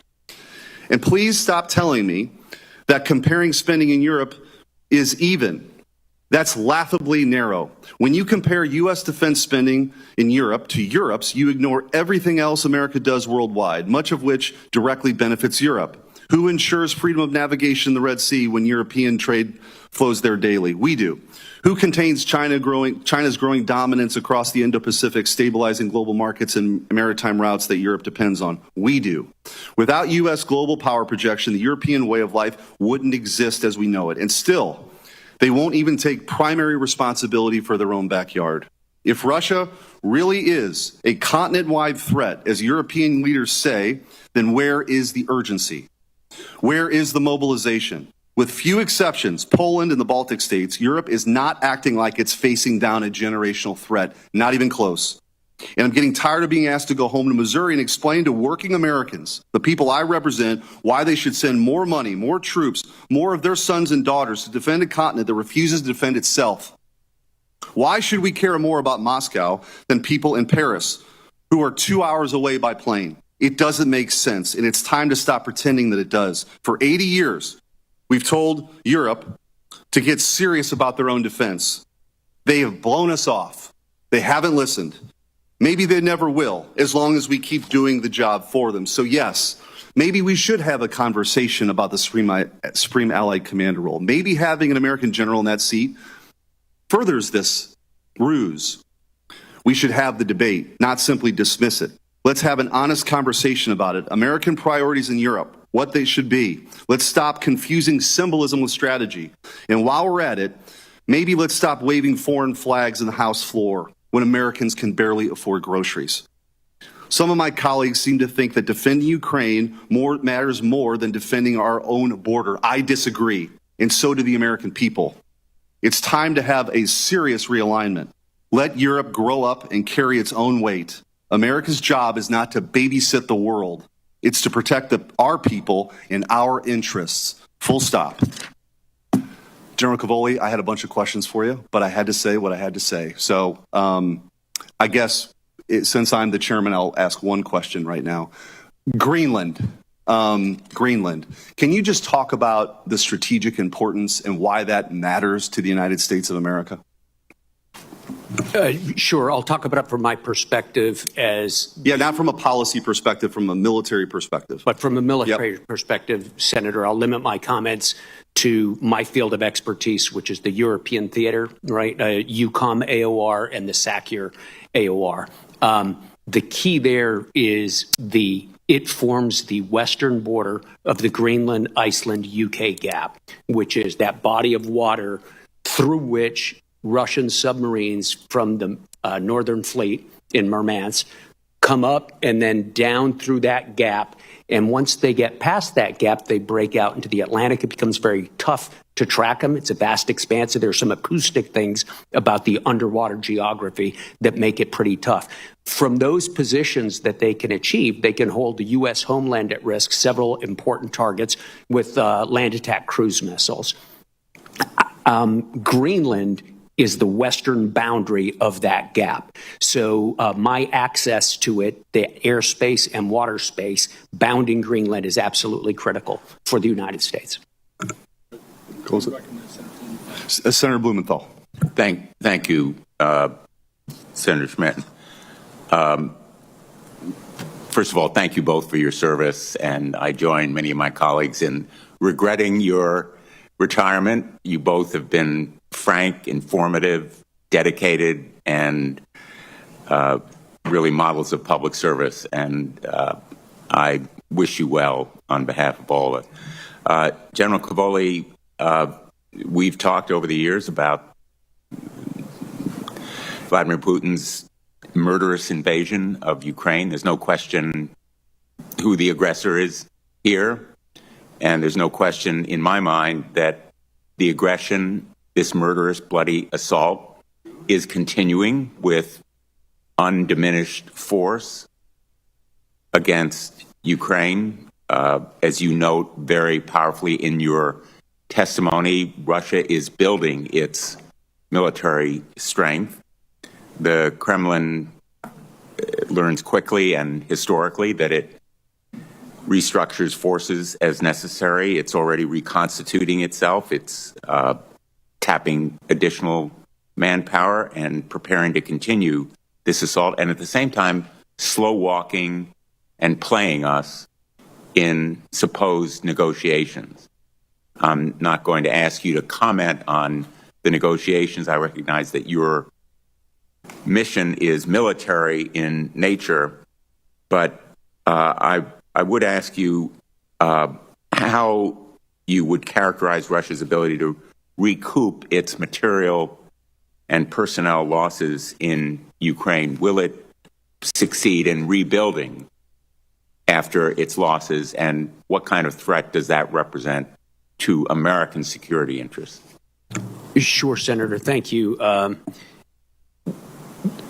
So if we divide Russia's rebuilding capability into two big blocks, personnel and equipment, I believe the personnel they'll be able to build as quickly as they want to. They continue to maintain a conscription. You saw that just last week, the Russian government announced its annual conscription drive. It increased by 10,000 over last year, 160,000 this year. With those numbers, they will be able to constitute the force size that they choose fairly quickly. Be a little tougher, take them a little bit more time to organize it into the sort of organizations that they have said they want to build after the war. They want to have an army of about 1.5 million, they've announced. They want to put a lot of it on the border of NATO and northeastern Europe. It'll take them a little bit of time to do that, but we're talking a couple of years. Equipment, that depends on how much more they lose inside Ukraine, sir. They've lost a vast amount of equipment inside Ukraine. They started the war with someplace near 13,000 tanks on active and in storage, and they're starting to approach near the end of that, near the end of the useful tanks in storage. So depending on how much more they lose, that will really determine how quickly they can regenerate. They have expanded their capability to produce some things, artillery shells, cruise missiles, tremendously. And they're producing some things such as one-way attack drones in prodigious numbers that they weren't even producing at all before the war. And I would characterize that capability as offensive. In other words, they're not defending against a possible invasion from Ukraine. They are preparing for continuing offensive actions against Ukraine and possibly NATO allies if they are successful in Ukraine. And I would add to that, Senator, that this is not just in the ground domain. They have long-range aviation that practices daily, moving out and doing strikes across North America. They have their strategic ballistic missile fleet, their road mobiles that are constantly out there, and they have their submarine fleet that's constantly out there. So it's not just in those domains. And then there is, of course, the cyber domain, in which they're very active. We can talk about in closed session, sir. Just one last question, General, because I've heard from some of the critics of our military aid to Ukraine that there are significant numbers of weapons embezzled, stolen, missing from the aid that we're providing Ukraine. On every one of the visits, I've been to Ukraine 6 times now, I've talked to our military and logistics folks in Poland, and they are tracking virtually every bullet that we have provided to Ukraine, and there's no evidence whatsoever of this kind of misconduct or misappropriation of our aid to Ukraine. Would you agree? Yeah, I do agree with that, Senator. There will be a challenge locating all of it later. All of us have been in combat, realize that it's pretty easy to misplace things and to lose track of things. But we've seen no deliberate effort to transfer, sell, or steal weaponry. The Ukrainians are using it to defend their country. My hope is that Russia will take seriously the efforts to peace and stop stonewalling and slow walking negotiation, but right now they seem to be playing us and playing for time. And I want to thank you again for your incredible service, both of you, to our great country. Thank you. Thank you, sir. Thank you very much, Senator Blumenthal. General Langley, let me ask a few more questions here as we hopefully recess. Africa is a mineral-rich, resource-rich continent. Is that correct? Yes, Chairman. Okay, and you can leave the microphone on. Which are there success stories for the citizens of African countries when these larger, more prosperous nations or companies from more prosperous areas come in and exploit these minerals? What I'm asking is that does it ever redound to the benefit of the citizens there in Africa? Chairman, there's very few cases. When the Chinese Communist Party is outed on them pulling out raw materials, not benefiting the populations of the host country, they've been trying to come up with ways how they can stay there and process only at the protests of the people of these African countries that host these mineral resources. Okay. So is there any exception? Can you point to any success story where the people of one country or one or two countries have actually benefited substantially? Not on China's behalf. Not on China's behalf. Just what happened in Zambia when they had the spillage into the river that services 5 million people. There are just these mining concessions. It just doesn't turn out real well for the African countries. And do the countries that are receiving entreaties from the Belt and Road Initiative, are they more and more mindful of that now and therefore reluctant? Yes, and that's where we need to be able to do information operations to illuminate some of the irregularities and some of the malign type activities of the Chinese in African countries. Information and narratives are power then, aren't they? Absolutely. And as I said a few minutes ago, and I always will tout this, that we own the facts. We own the facts. We know exactly what the Chinese Communist Party is doing, and to some degree what the Russian Federation is doing in their propaganda operations. But we don't own the narrative. Both of them own the narrative. We sure don't.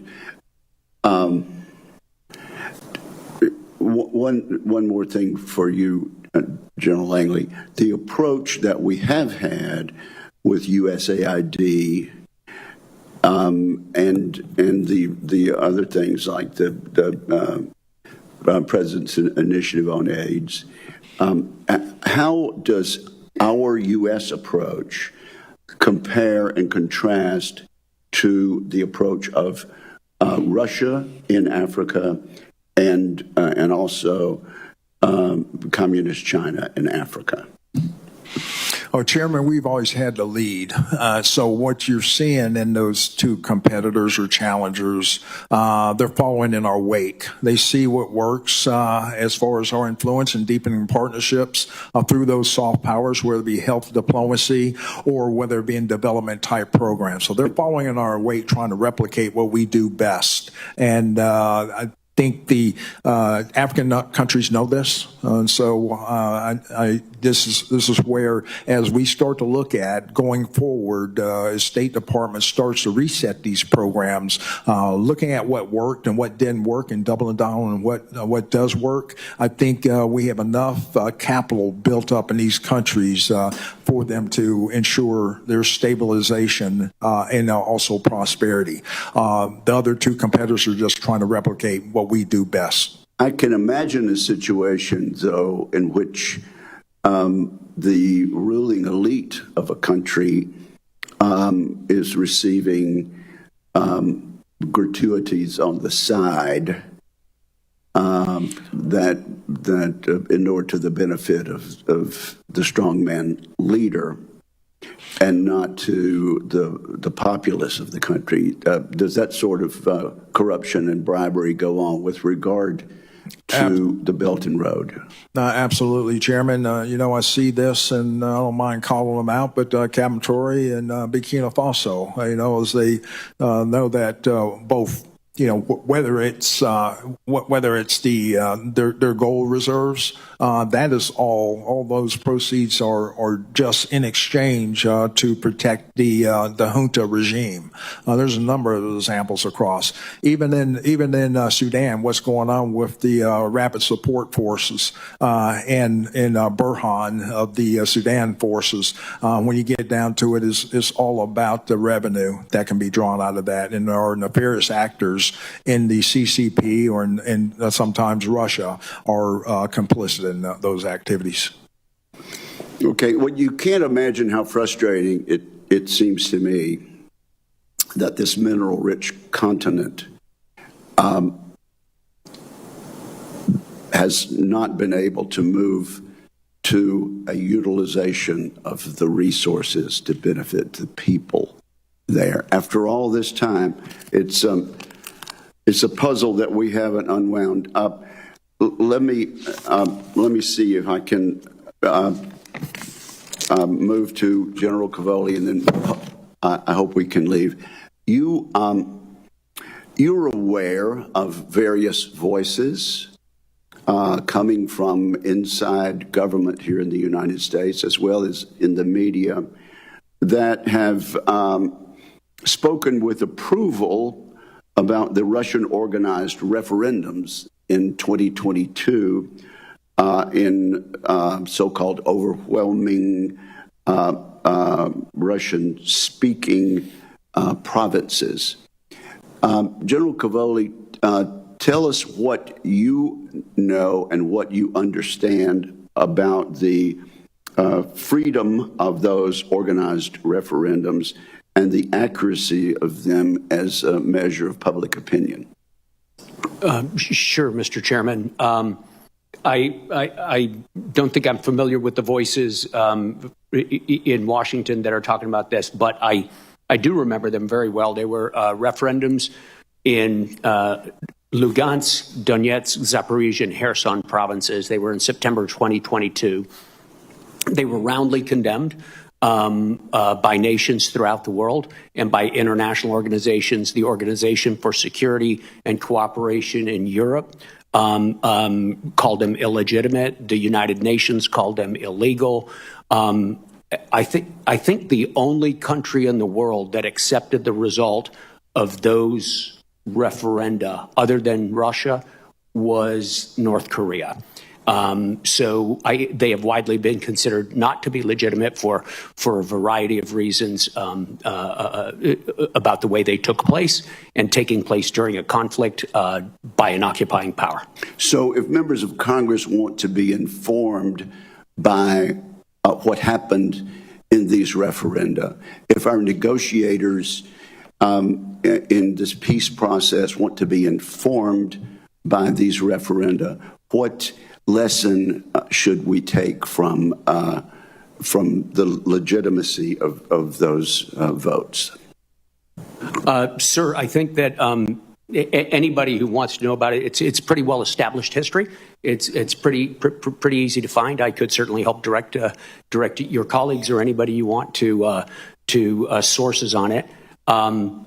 What conclusions can we draw? We can draw the conclusion that, the Russian Federation was intent on absorbing those provinces and attempted to put a gloss of legitimacy over it by holding a referenda that had, results like 99% in favor. Rigged results, correct? That was the widespread conclusion at the time in 2022. Yes, sir. And also, since you are a student of the Russian language yourself, is the fact that the Russian language is spoken in part of Ukraine, is that demonstrative of their loyalty with regard to their nationality? Well, we see linguistic minorities in countries all over the world, sir.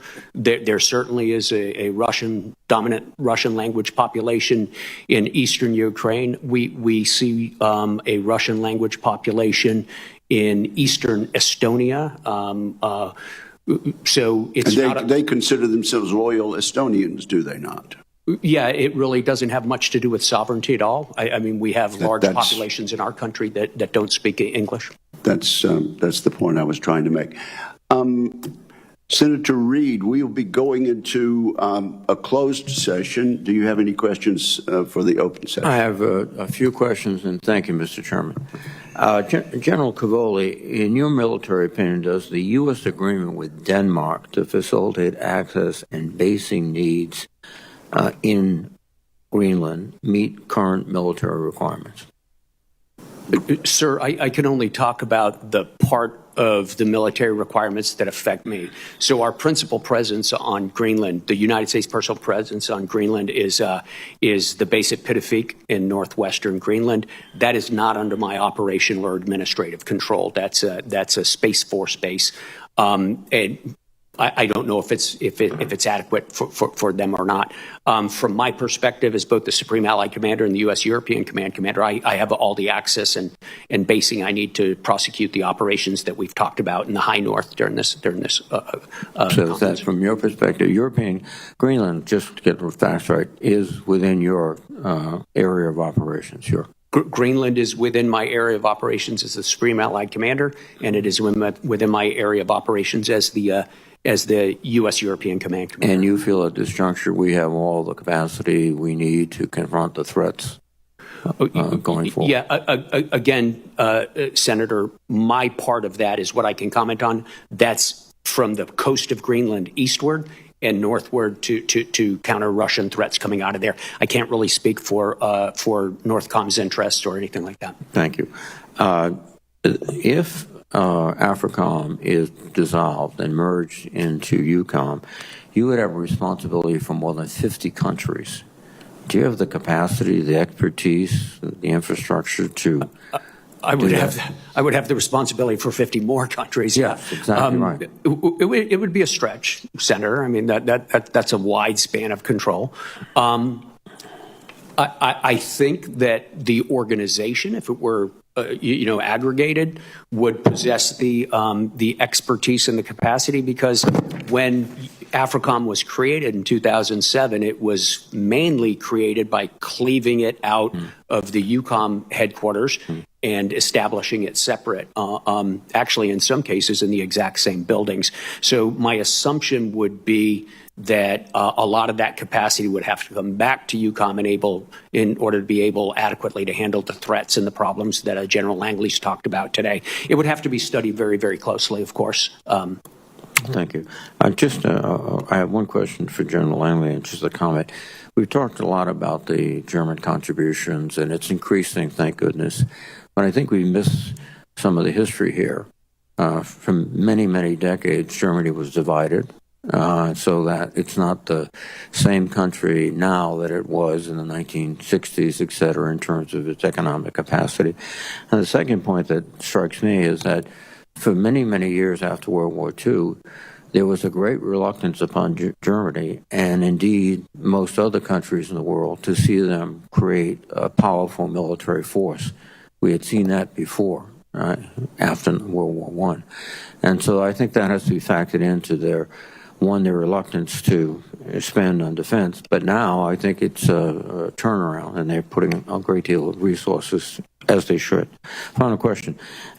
General Langley, have you had specific comments from any of your counterparts about the withdrawal of USAID from Africa? Have they commented to you like, why are you doing this? Or Ranking Member, thanks for that question. I went to the Munich Security Conference about a month ago, or greater than a month ago, and After I got my direction from the Secretary of Defense, what my priorities were, especially counterterrorism and also to deter China and their military activities on the continent, it kind of refined my mission. Then I had to come up with my narrative to engage these countries, be very transparent and straight talk that you were going through the pause and we're in a reflection period of assessing what has worked in the past and what's going to work in the future, and what's going in the future will be more targeted to what their needs are, but they also need to be able to build towards a sense of independent operations. I expressed this and talked to Cote d'Ivoire, their MOD, and even in Ghana, the new president-elect, President Mahama. They understood that and also carried on that narrative. They appreciated me being transparent. Carried on that narrative when I went to Morocco as well, when we delivered the helicopters, and they understand it. And so it's more of a burden-sharing type message, and also a regimented message of getting towards the host nation coming to the point of independent operations. Thank you, Mr. Chairman. And thank you, Mr. Ranking Member. This concludes the open portion of today's hearing. I'd like to thank our witnesses for their testimony. For the information of members and staff, questions for the record will be due to the committee within 2 business days of the conclusion of this hearing. We will commence the closed portion of this hearing in Senate security at the hour of 12:10, 10 minutes past noon, and until then we are recessed.